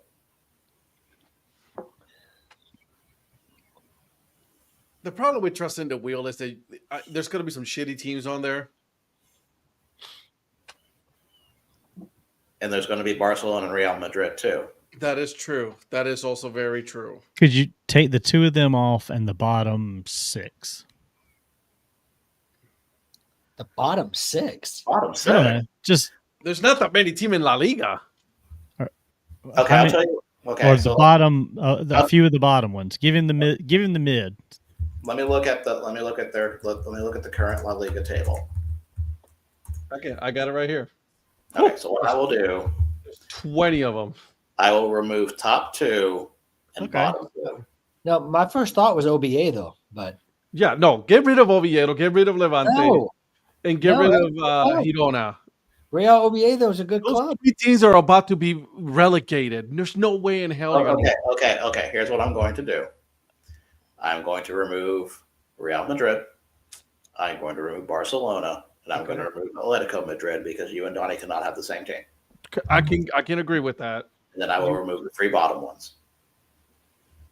Okay, that leaves you 14 options. Middle table, basically. So let me go in and remove these. Mallorca is still there. Villarreal is still there. You better hope you get Cesar Azpilicueta FC, okay? So 1 moment, please, as I update the wheel. You what? He says One one moment while he updates the wheel. Well, I know that Virgil knows who Cesar Azpilicueta FC is. That's what quite a FC. Yeah, Cesar Azpilicueta FC. Oh God, I'm gonna feel bad because I don't remember. No one really calls it that. I just do, just You do. so you feel better. Osasuna. Oh, was he at Osasuna? Okay. Yeah, before he ever went to Marseille. He That's was- right. he was That's at Osasuna. yeah. I want that's to say, didn't he go back there after he got done at Donnie's club? I have to go back. I don't remember his Yeah. history as much. Yeah. All right, so I've removed the top 3. Well, I mean, not the top 3. Villarreal's still there, but I've removed Barcelona, Real Madrid, Atletico Madrid, Girona, Levante, and Real Oviedo. So I'm sorry. He's playing at Sevilla now. I'm sorry. I forgot about that. that's Sevilla. Okay. Yeah. So Ed, are you ready for the wheel? I'm nervous. I'm super nervous. So, which team did you get rid of? Barcelona, Real Madrid, Atletico Madrid, Okay. and then I got rid of Girona, Levante, and Real Oviedo. And he's going to get a good club regardless of what he gets. There's some few stinkers in there he don't know about yet. Yeah, no, I've Listen, seen him. I've seen no, him. he's going to get Alaves. All right. Alaves. A la vez. I am personally hoping for something Yeah, to be good. I'm hoping for Elche. LJ. Give me. Let's spin. Elche. Ooh, that's a long name. Which one is that? Rayo Vallecano. Real Vallecano, Decent club. a respectable mid-table club. Yep. Rayo Vallecano. Let's look him up. Rayo No Vallecano. idea about them. They are currently sitting in 12th. At a 3-game win streak, though, currently. Yeah. They're in good form. Hey, who are them Rayo Valley? Real Vallecanos at? Who are those Two of Rayo them, Valley the Rayo Volcanoes. Yeah, y'all. I'm gonna go watch me some of them Rayo Valley Real Canos. Vallecanos. Let's take a look. Man, that sounds like a yeah. They It's, were it's established- real Valley Canos. They were established in 1924. Yep. They only have a Twitter page, from what I see. It's probably not in English. It's not. Thankfully for me. Oh no, they got a Twitter, a Instagram page. I was just about to say that I know they have an Instagram. Well, they're only the third team in Madrid, behind Real Madrid and my guys, Atletico Madrid. Now, Ed, I am a very generous person on this show. Okay. I'm gonna give you a choice. Okay. Would you like to have a respin, knowing that you cannot veto whatever shows up, or do you want to stick with this team?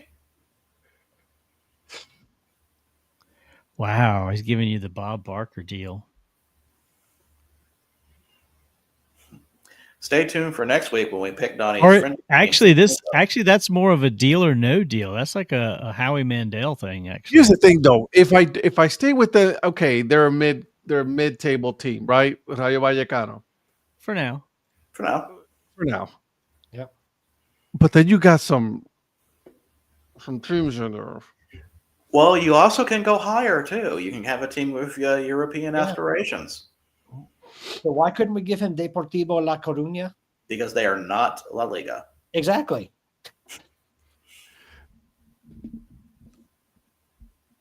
But they used to be. Not anymore. They're not. You know what? I'm feeling lucky. You want another spin? Let's see. Let's do what we got. Okay. He's going to end up with Villarreal. Yeah. I'm going to end up with like some bottom team or something. No, I said no. You want to end up with Villarreal. They're a good Either side. Villarreal, yeah, I would like Villarreal or Mallorca. And just for fairness, I am removing Rayo Vallecano off the list. Oh, my word. So here are the teams that are left. Celta Vigo. Osasuna, Espanyol, Yeah. Athletic By the Club way, Bilbao. He does love Iago Aspas, so Celta Vigo may be good for him. That's true. Real Sociedad, Villarreal, Elche, Celta Vigo, Valencia, Deportivo Alaves, Real Betis, Getafe, Sevilla, and Getafe, Sevilla, and Getafe. Mallorca. Mallorca. So you ready? Do it. All right. Oh God. Well, if What he have gets I done? Mallorca, that's three below the team. Oh, no he way. had. Get the hell out of here. No I way. knew it. I knew it. Did I not say that was going to happen? Dang. Did I Villarreal, not you say that was have going to happen? lucked out, my man. I'll stick with this one. That was tense, man. I was really. I was into that. I was sweating. I'm sweating right now. I'm not gonna lie. Well, listen, he couldn't have done badly in the middle of the three that he was in. Villarreal, Sociedad, or Athletic Bilbao. Yeah, you had three good choices there. You Oh did. God, I'm sweating. I'm not gonna lie, guys. I'm sweating. Oof. Why'd you offer him that, Virgil? Golly. Because I like a game of. You chess. don't follow a La Liga team, anyways, Patrick. Me? Yeah. True. Do you want a La Liga team? Do you want to Nah. take a spin on the wheel? I think No, you I'm should, good. Patrick. I think you really should. Hmm.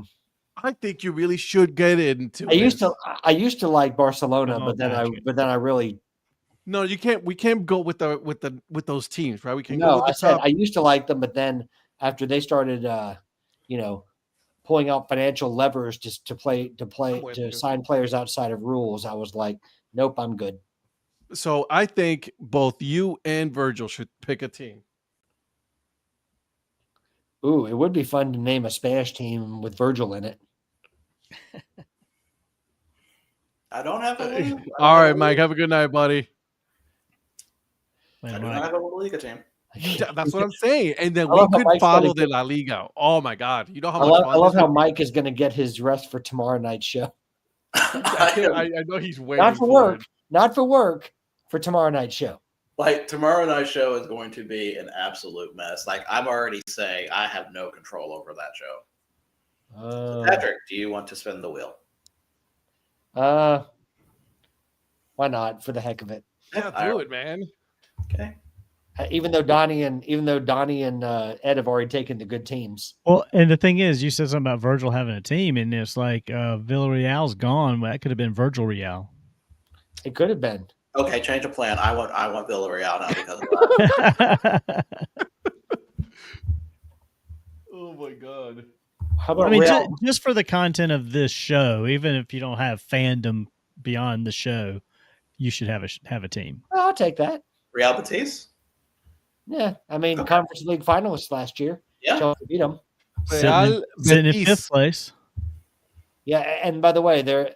I mean, the only bad part about them is they've got former Manchester United product Anthony that plays for them, but I don't like his dancing over the ball and not actually moving anywhere. But hey, they're green. Reminds me of Donnie with money. So, so you know, I'll call him Donnie FC. And the truth is, they actually don't have money. Did you get Sevilla? I lucked out. Oh my gosh, I lucked out. Wait, so you got Severgil? I got Sevilla. No, you got Severgil. So Virgil. I was hoping Valencia, so I can say Valencia. I can't say that. Now. Valencia? Valencia, but no. I Well, will take no, you got Severgil. Virgil. Yeah, I will take Sevilla. Yeah. No, Severgil. Okay, so that is our, which is kind of funny because I do follow Sevilla pretty close. So Who does Severgil play this weekend? I was afraid you're going to ask me that because I did not have it up. Sevilla plays. Matches. You're going to need to get the name of the club right. It is They play- Severgil. Espanol. They play Espanyol, but do you know who they play the week after? Real Betis. Real Betis. Real Betis against Severgil. By the way, you guys stop calling them Sevilla. They're Severgil. I gotta call him Sevilla. I can't call him Severgil. You can call them Severgil. Somehow I got to see you spin and get Sevilla, but I couldn't talk to any of you guys. No, it's not Sevilla. It's Severgil. So I apologize, Severgil. But I actually got to see that. Listen, I love that I'm manifesting this. I'm so grateful that I'm actually more excited about Virgil's pick than mine.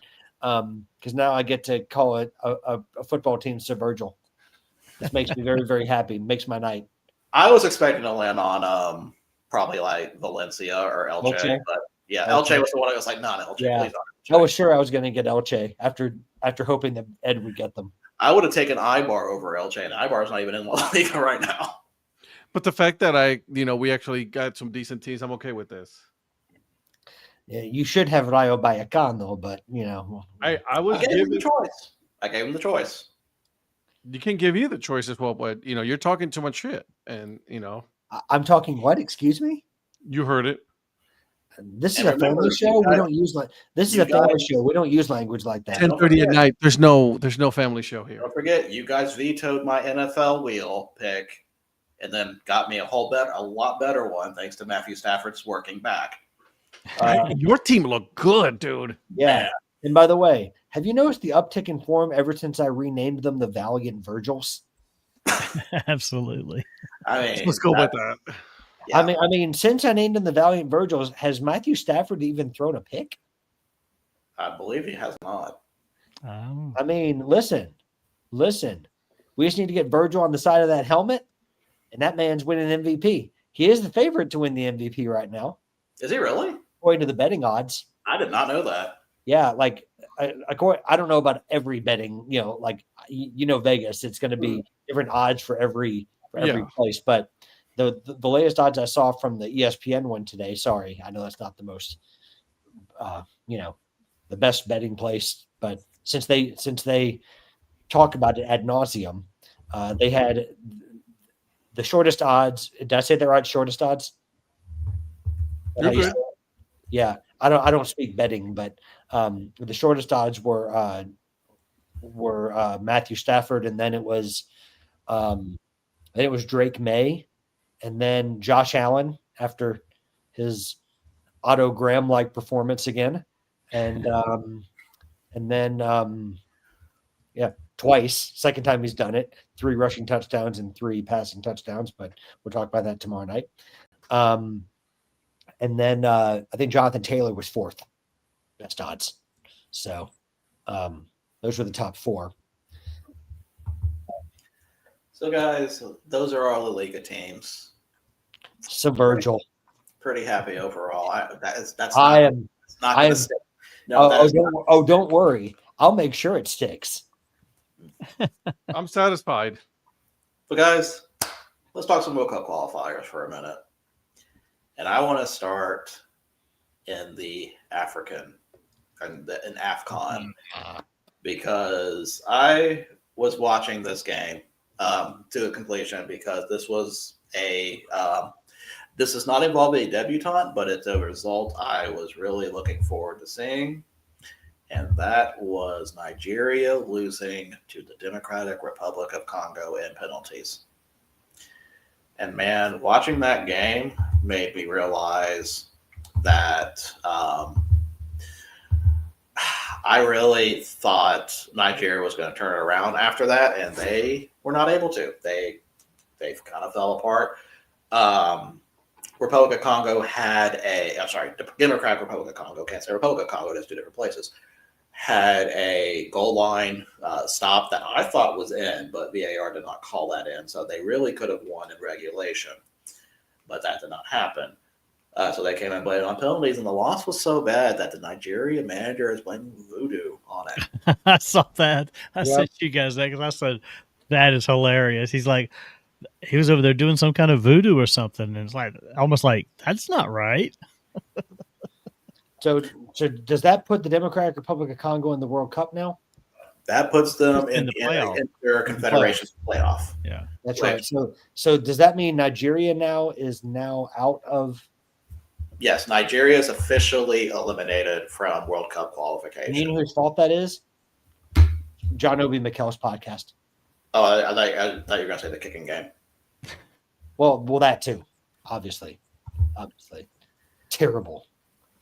But, So there are 2 spots that are still available in the interconfederational tournament. So right now there are 3 teams already in it. It is Democratic Republic of Congo out of the CAF, which is Africa. We've got Bolivia out of South America, and we have New Caledonia out of Oceania. So CONCACAF will get 2 spots with the 3rd round, best 2 group runners up. And then the Asian Confederation is the 5th round winner, and that is still happening right now. Let me see if there's actually a matchup in that one. Okay, so in that one, it's actually between United Arab Emirates and Iraq. And in the first leg, that is tied 1-1. They're playing the second leg tomorrow, actually. So we'll have that winner there too. where's that one being played? UAE or Iraq? That is, I said Iraq, didn't I? That is being Well, I played. mean, people say that too. I mean, I'm not. I know, but I try to be a little more generous doing that. That's playing in Iraq. And in Iraq, okay. That's going to be interesting. But both teams are actually fairly decent. Have become fairly decent sides. Iraq. Yeah. And UAE. I mean, so Iraq's been there before. Yep. I don't think UAE has been there. Mustafa. So I'm kind of keeping my eye on that for sure. The game on the let's see. Let me see about the CONCACAF ones real quick.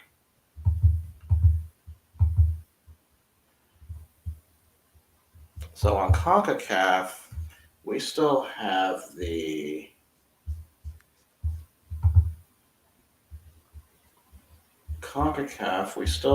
games tomorrow. So CONCACAF has a chance for 2 new debutantes this week. And that is Suriname and Curacao. So Suriname And so right now in Group A, Suriname and Panama are tied 9 points each, but Suriname has the goal differential at 5. Or sorry, with 3 goals. Suriname plays at Guatemala. Panama plays at El Salvador. No, Panama plays at home against El Salvador. So Panama has the easier of the 2 games. But Suriname basically wins, and Panama doesn't score a boatload of goals, which they probably will. Then Suriname is in. Man, but the fact that it's gotten to this point and Suriname has a chance to get into the World Cup at this point, when this should have been Panama's group to lose, Yeah. based on history and prestige, I guess, compared to everybody else. But I wouldn't count El Salvador out just yet. I mean, El Salvador has the ability to get to make it difficult. I don't see them beating Panama, but Surprises have happened. yeah. Like this next one I'm going to talk about, Curacao has a 1-point advantage over Jamaica, 11 points to 10 points. They play each other head to head this week at Jamaica. If Curacao wins that game, does Steve McLaren lose his job? I'm going to say no, because I think Jamaica is one of the favorites to be in the Confederation playoff. If they are knocked out of the Confederation playoff, then probably yes. So Donnie, just for context, the Jamaica manager right now, Steve McLaren, used to be the England manager, and he also managed in the Premier League, specifically Middlesbrough, I believe, and he was also an assistant at Manchester United twice. So he's got and he's also won. Okay, correct me on which team it was. It was FC20, I believe, that he won the Eredivisie, the Dutch league with. Yes. FC20. So he's got a little bit of a CV behind him. He's had some not so good times in England too, namely QPR and Derby. Derby, I guess, was okay, but Derby, I guess, was more when he was in the Championship, not in the Premier League. He also managed QPR and Derby, and I feel like one other club. Newcastle. Oh, that's right. I forgot he was at Newcastle. And Nottingham for I think a year. Was he at Forest? He was at Forest 2011 before he went back. Man, I forgot about that. Yeah. When you said Newcastle, he's there for Newcastle, like. Well, let's not confuse Donnie with a Geordie accent. So, let me be fair to Donnie. I give him such a hard time. My horrendous attempt at a Geordie accent. It's actually really horrible. Someone from Newcastle would cringe if they heard me trying to do that. So, No. we may actually be banned. Trust me, I'm banned and my comments should be removed. I promise. So Curacao has a chance to if they beat or draw against Jamaica, they advance. Is Andrew Jones playing for them, or Andrew Jones is not? No, Andrew Jones is not playing for Curacao? For Curacao now. Oh man, I was hoping so. He's retired. Well, you never know. He could take up another sport. Speaking of Curacao, can I do a quick tangent real quick on Sure. them? Are we being sponsored by Visit Curacao and you're about to do a commercial? No, but And when have tangents not been allowed? well, I always have to make Have you sure. watched this? Have you been a part of this show? Apparently, this is my show, so I don't know why I asked you Yeah. guys. Exactly. This actually is a baseball tangent. Okay. So I remember during the World Baseball Classic, Curacao didn't make it or they made it one year. And I was looking up their roster and I saw who coached them. And it was a name I have not seen in years. He was a former Huntsville star. And the last thing I remember of this player was he got injured during the game at Joe Davis sliding in the second. And they had to bring the ambulance onto the field, which was a disaster at the time of having to do that. And he was taken off the ambulance. And I never saw him again. and that was Hanley Stacia. Oh wow. Yeah. Okay. So when I saw that name, I had to double check and see if he was that former Huntsville Stars player, and he was. So At first, I thought you said Auntie Stacia, and I was like, "How do you know my Auntie Stacia?" that's funny. No. So that I remember seeing. I saw that name, and I was like, "Oh my gosh, I haven't seen him since he got injured." Wow. At first, I thought you were going to say Hanley Ramirez, and I was going to say, "Didn't that man play in the majors?" No, not Hanley Ramirez. No. So that's my little quick Huntsville Stars connection. I just thought that was kind of funny. Funny, odd, not funny, haha. Yeah. You're still a star, Virgil. Oh, thank you. And then going on to our other game, there is another team that has a chance, although a little bit of a taller task for them. Haiti and Honduras are tied with 8 points right now. Honduras has the goal differential at 3-1. Honduras has to travel at Costa Rica, which still has a slight chance of getting in there too, because they're sitting at 6 points. And shout out to both Haiti and Jamaica for still being in this after the storms that they Oh, that they absolutely. suffered. I mean, with all the stuff that they must have going on at home, to still be in contention, regardless of whether you're a favorite or you were not a favorite, to be in that position. Kudos to both Jamaica and Haiti. And they're both hosting these Well, games. Haiti is not hosting technically. Haiti's the host team, but the game's in Nicaragua. Oh, okay. All right. I was going to say, with all due respect to Haiti, there's not a whole lot of places anymore with all the storms they've had that they can host games. That's true. Yeah. Like Port-au-Prince. I mean, I don't know where you'd host it. I mean, I guess they can in Port-au-Prince, but outside of Port-au-Prince, they don't have a lot of infrastructure, the necessary infrastructure to host an international match otherwise. Right. So no, all eyes will be on CONCACAF tomorrow for me, probably during the show, honestly. So and to the less interesting European qualifications, I did find it interesting that both Germany and the Netherlands just qualified. Was it today or Today. yesterday? It was today. The fact that it took the final day for both Germany and the Netherlands to qualify. Netherlands in recent times has not made the World Cup, as hard as that is to believe, but there is a little precedent for that. But Germany,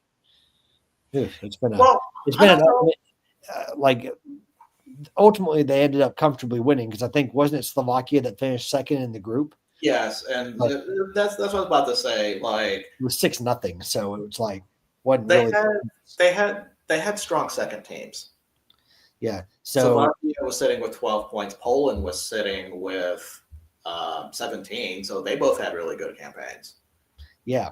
Well, so basically Bayern Munich beat Slovakia today. I didn't know Harry Kane was playing for Germany. He is. Okay.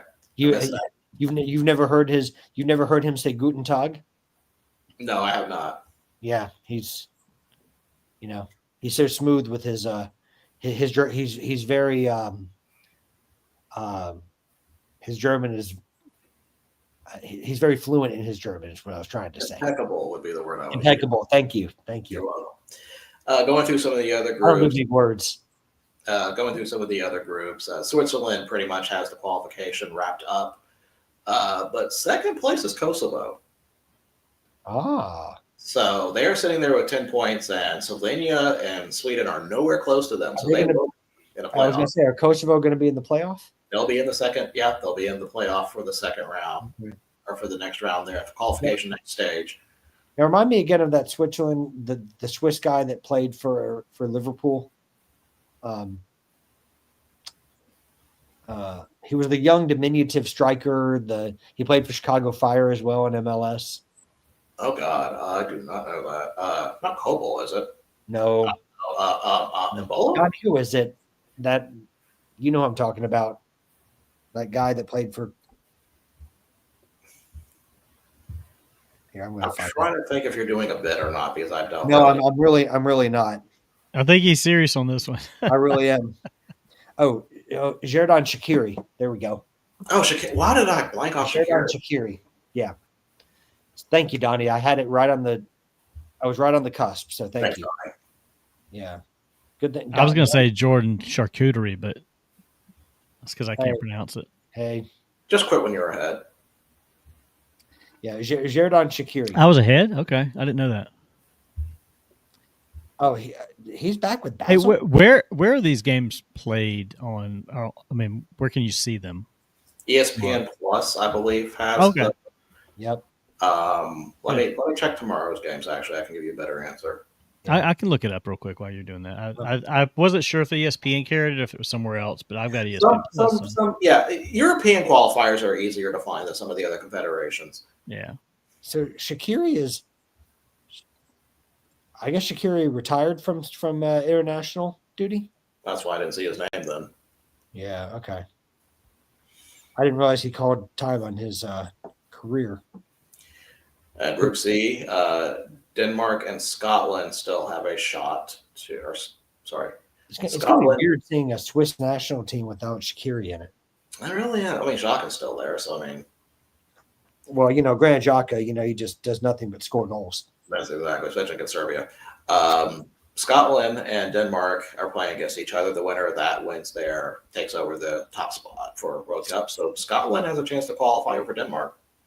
Scotland, who employs former Chelsea assistant manager Steve Clark. Yes, that's Scotland.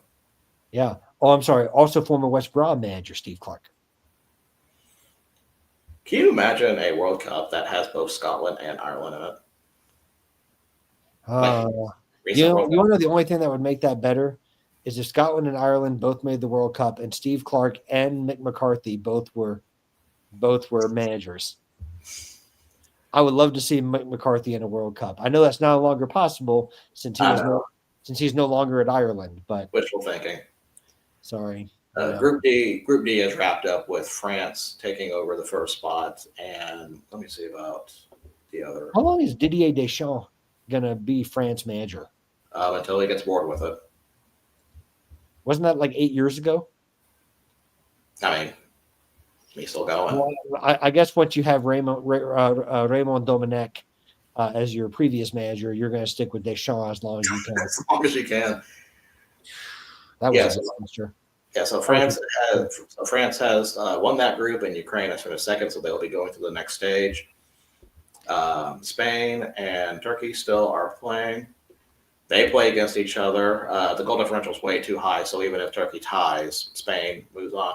I would like to take a little bit of a moment to say how disappointed I am in Georgia, especially after their European qualifying, their European stint. They have really just kind of fell off after that.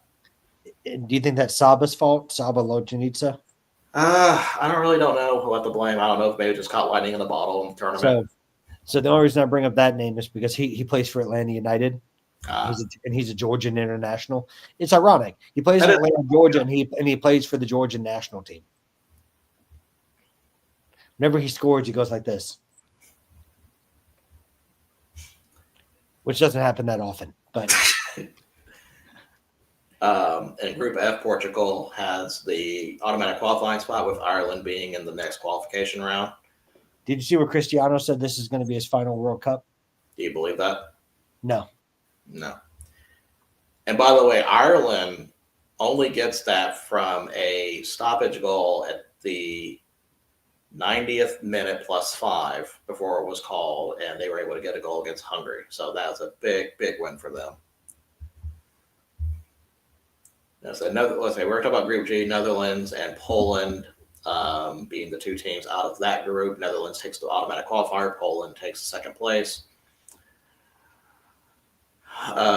Group H, while there are still games here, there is still a possibility of Bosnia and Herzegovina taking the top spot over Austria. Right now, Bosnia only sits 16 points, while Austria is at 18.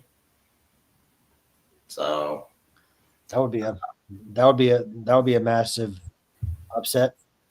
That would be. I don't know if they would be able. I mean, it's in Austria. I don't know if they'd be able to pull that one off. I don't see it, but you never know. I mean, Edin Dzeko is still there, so. And of course, probably the biggest story that came out of this week in Europe, in my opinion, Norway cinches up qualification, and Italy once again has to go into the playoff rounds to qualify, which the last time they did that, they did not make it out. I think the problem is that they have Gattuso as their manager, and he constantly underperforms as a manager. Yeah, that's pretty much a takeaway from that. I'm going to skip Group J for a moment, and we'll get to. I'll explain why on that one. Group K is pretty much done with England advancing and Albania being the second place one over that one. That's kind of a small little upset too, in my opinion, having Albania there. And then in the Group L, Croatia and Czech Republic move. Czechia, is it Czechia now? I don't know what they call themselves. What's that? Is it Czechia now? Chechnya? Czechia, yeah, because it used to be Czech Republic. I know they changed their name. No, it's not Chechnya. No, that's Czechia. That's somewhere else. But is it Czechia? I don't know how they say it. Here, let me see. You're right. They do go by something else now.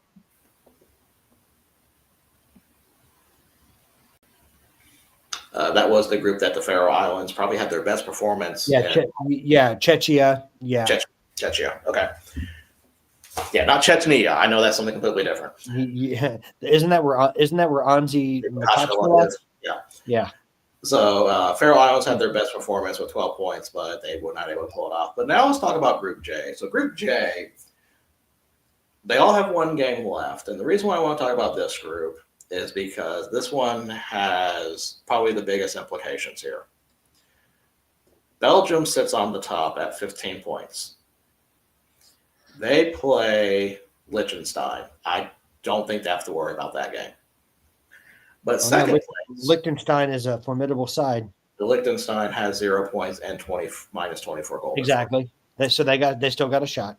But the second spot is wide open, and it's actually a game I may have to watch if I can find this. North Macedonia, a team that has not made the World Cup yet, goes to Wales. Both of them are tied at 13 points apiece. North Macedonia has the goal differential 9-4. So if for some reason Belgium actually can they beat Liechtenstein? No, Belgium has to lose to Liechtenstein. If they draw, then they're pretty much set on goal differential. There could be a possibility North Macedonia or Wales could win if Belgium loses to Liechtenstein, which we know is not going to happen. But that's going to be a true battle for second place for the winner of that to go on to the next round. North Macedonia, of course, would be the better story because they are the debutantes that have not made it yet. But we'll see what happens on that game. So just a little intrigue there. Well, and a thing about Group J too, aren't North Macedonia and Wales both assured of a playoff spot because of their Nations League ranking? Yeah, Nations League's a whole other thing. Yeah, Nations League's kind of a caveat I did not throw in there. Well, I was going to say, but isn't it because, and I know that's not everybody, but like, isn't it in the UEFA qualification? Isn't that something that's been added that's not, that you don't find in the other confederations? Yes, that's why technically Sweden's not mathematically eliminated, I guess. Right.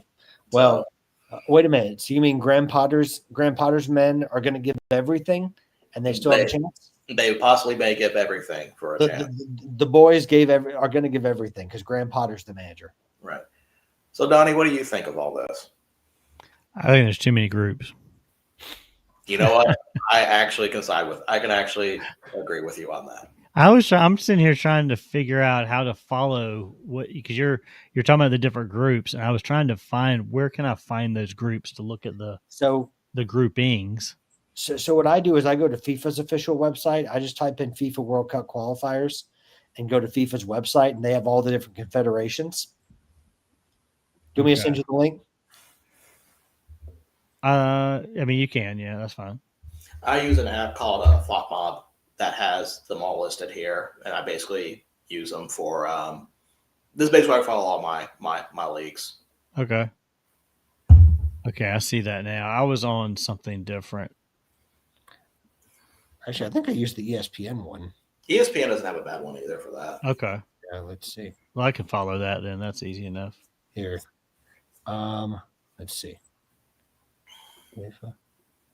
Yeah, so here, I'm going to send you this. Now, you'd have to go to a list, but there's a drop-down menu that can show you all the different groups, but I will send this over your way. Knowing you, though, you're so quick, you've already found it, but Well, I just typed in FIFA World Cup and I did bring it up on the Google. on the Google, Well, yeah, on the Google. I brought mine up on the Alta Vista, but that's just me. Like on the main Google page is where it came up. But Yeah, I bring mine up on the Alta Vista or the by Jeeves, but Dang it, you stole my Ask Jeeves joke. Thanks, Patrick. sorry, the by Smithers. I'm sorry. Yes. So that's all I had for Soccer Talk. Like I said, tomorrow, for me, all eyes will be on CONCACAF. So I'll be probably following those games while at the show tomorrow. So in case. Yeah, I'm just so glad that the U.S. doesn't have to qualify, because if they were, we'd be coming down to a last-minute game against Trinidad and Tobago that we lose. So Too soon. Too soon. I know. Too soon. But if I don't talk about it and laugh, I'll just cry. No. Not see, no, I'm sad. Donnie, do you have any hockey stuff to talk about? not that I'm really prepared for. I mean, we talked this morning real quick, just that the Checkers got a sweep against the Iowa Wild. They've swept them 4-0 already this season. Man, that's wild. It is very wild. I'm trying to get together my information better on the ECHL and some of the other hockey leagues. I really need to have those notes ready, because I didn't have them quite ready this morning, and I don't have them ready tonight. Yeah. But because the NHL, I will say this about the NHL, because you talked about the game over in Sweden. That totally threw me for a loop. The NHL did a poor job of marketing that game, or those games. I guess it was more than one, I believe. Yeah, there was one in Finland too. Yeah. Do you know who the commissioner is? Yeah, I know. I didn't want to get you. I didn't want to get you sidetracked on a tangent. You want to know how I found out about it? The New Era website, when they were selling hats for it. Well, this is how I found out about it, when Sidney Crosby was sitting on my bench in my fantasy hockey Sunday morning, and I'm like, wait a minute, where are they playing at that they've already completed a game this early? And I was like, crap, they played in Sweden. Wow. Yeah, I play in Sellers Fantasy Hockey League. I still won the week, but it just kind of like, how did I not know they were playing there? Do you play fantasy tennis as well? No, just and I only did the hockey because I was trying to learn hockey. Right. So, like, if you guys did a fantasy World Cup or a fantasy soccer, I would probably play it just so I could learn the names, like you guys know the names. I'm terrible with hockey players' names. I wouldn't do fantasy soccer, because I'd be the person that would be like, yeah, we're going to put Rapid Bucharest striker up front. I think I'm feeling pretty good about him. Oh, wait, who's the defense I'm playing? Arsenal? Oh, shit. The only reason I knew about the Global Series is because I actually have a friend that has I think she is Predator season ticket holder, or has season passes that went over there for those games. Okay. You're starting to show off how many friends you have, like Donnie. Golly. Well, just in today's games, I mean, Patrick, your Ducks are up 1-0 on the Mammoth right now. They had into the first, but they had a terrible week. Yeah. They admittedly they ran into some good and better teams. I mean, it started out with the Avalanche, but yeah, I think they were brought down to earth a little bit, and fans like me included were probably getting higher, like more elevated expectations than we could reasonably expect. Right. Because as great as the offense was, the defense has been a huge concern since the beginning of the season. I mean, we were scoring 6 goals but giving up 4. So, so we were brought back down to earth a little bit when the offense stopped being so hot. We're still giving up goals. So, I don't know. We'll see. I think it's gonna kind of even itself out. I think this is gonna be a better Ducks team, but yeah, I think they. I agree. I think they've made some moves to give themselves a better chance this year than they've probably had the past few. Yeah. Well, we finally got a coach who knows what they're doing. Right. Like him or hate him, I definitely disagree with some of the stuff he's done in his past, but purely on the ice, he's a good coach. Yep. So Well, the Hurricanes split the last 4 games. They won tonight, 3-1 over the Bruins. Panthers, they've been struggling a little bit. They won tonight over Canucks 8-5, but 8-5. they've well, I'll say struggling. They Yeah, you don't know struggling. You've been playing for Stanley Cup. they have I know 5 years. they've lost a few games they shouldn't have early on. They had a bad streak earlier in the season. Like 4 in a row they lost, and they actually they lost 6 out of like 8 games or something. But they're holding their own right now. I mean, look at the standings real quick. Let's see where we're at with the standings. I mean, Boston's still leading in the Atlantic Division. Panthers, I mean, they're back a little bit. They're 5th place in the Atlantic Division right now at 10-8. So I mean, Bruins are in first at 12-9. So it's not a lot separating them. Basically 4 points. Carolina Hurricanes are tied with New Jersey in their division. Let's see where your Ducks are at. Ducks are 1 point behind the Kings, so they're in second Having place. played 2 games less too. But, Yeah, but to be fair, the Kraken and Vegas are right there on the same number of games right there too. So yeah. some division can be anybody's, but the Avalanche have been unbelievable. Well, I mean, that division is only, right now, I mean, again, it's early, but there's only 5 points separating San Jose and the Kings. I mean, Calgary's the only one that's like way out of it right now. But a lot of the other divisions are very much similar. Calgary's going for that number 1 draft pick already. They're like, we going into the lottery. They got Anaheim Ducks. They got Anaheim Ducks / San Jose Sharks syndrome. Yeah, I'd love to get to another NHL game this year. I don't know if I will. I'm hoping to, but I know we don't have any Checkers games right now until like the weekend before Christmas, unless we may slip another game in somewhere here soon. But Rhonda and I are trying to kind of get other things done right now, and then after the first of the year, we'll get back into hockey pretty good. But 31 points after 19 games for Colorado. I know that's the quickest in their history they've ever gotten to 30 points. Yeah, I mean, they've only got 1 loss. I mean, they're cruising right now. But the crazy thing is they've got 5 overtime losses. Yeah. Can you imagine if they turned even 3 of those into wins? Right. And it's like they'd be. I mean, if it weren't for the Stars, who've gotten off to a pretty good start as well, they'd be running away with the Central Division. Yeah, and I mean, most of that was in 4 weeks or 4 games in a row. I mean, Yep. Mammoth, Hurricanes, Bruins, and Devils. Yep. So yeah, they've been on a good streak though. They've won. Let's see what here. They've won their last 6 in a row. Yeah, I'm telling you, they absolutely. It was like men against boys when they played the Ducks. Yeah, it was like it was like a clash between. That's okay though. I didn't even think we'd even be in the conversation for division. So yeah, I was hoping they would.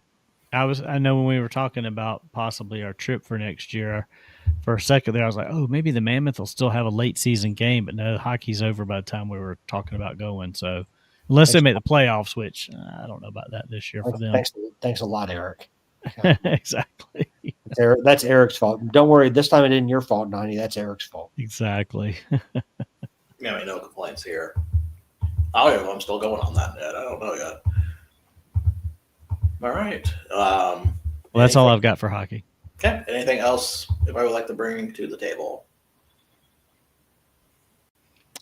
No, not right now. I'm a little disappointed in the winter break here. I was hoping to see some soccer this weekend. I was like, dang, nobody's playing. At least as far as my Premier League. And don't worry, Virgil and I both know by the time 10 a.m. rolls around on Saturday, we'll have probably 37 messages from you with like 20 pictures to go along with it. Well, I was sitting here checking the beer garden to see if they had anything posted about going down there to see Bayern. But then I was like, oh crap, they're on break, so no game for them, no game for Crystal. Is the J League being played right now, Virgil? Haven't seen any scores from that. Because I'm waiting for Donnie to wake me up at 4 a.m. and he's going to be like, Vissel Kobe is playing. Yep, J League is down through their last 2 games. Yeah, well, I was waiting for him to say Vissel Kobe is playing, or the Urawa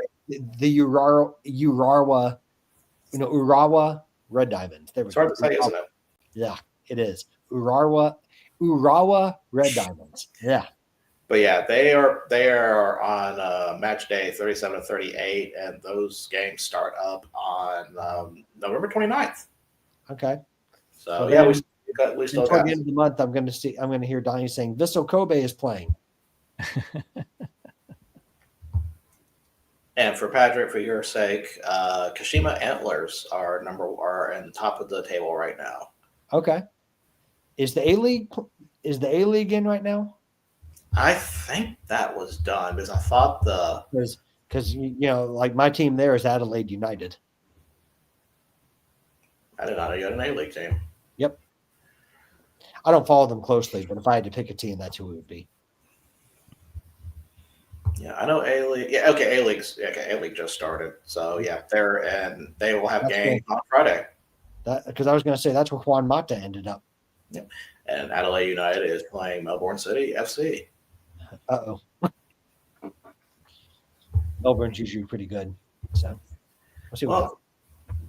On that note, since we're talking about A-League and J-League, it is time for us to go. So thank you for joining us tonight at Break Even Sports. Like I say, we do this every Monday night to talk about soccer, FCS, and everything else we don't talk about on the Tuesday, Thursday show, which we'll have all 5 of the group here, and we will talk about tomorrow's going to be fun. We're going to be definitely talking about the happenings in the NFL and college football. We've got some minor league world logo refreshes to possibly go over, but we're mostly going to be talking about the reemergence of Mason Rudolph. Be ready for that. I'm sure that won't cause any problems or instigate any people's feelings. We'll find out. Definitely not Go Pokes. Well, thank you for joining us, and we will see you guys tomorrow. We're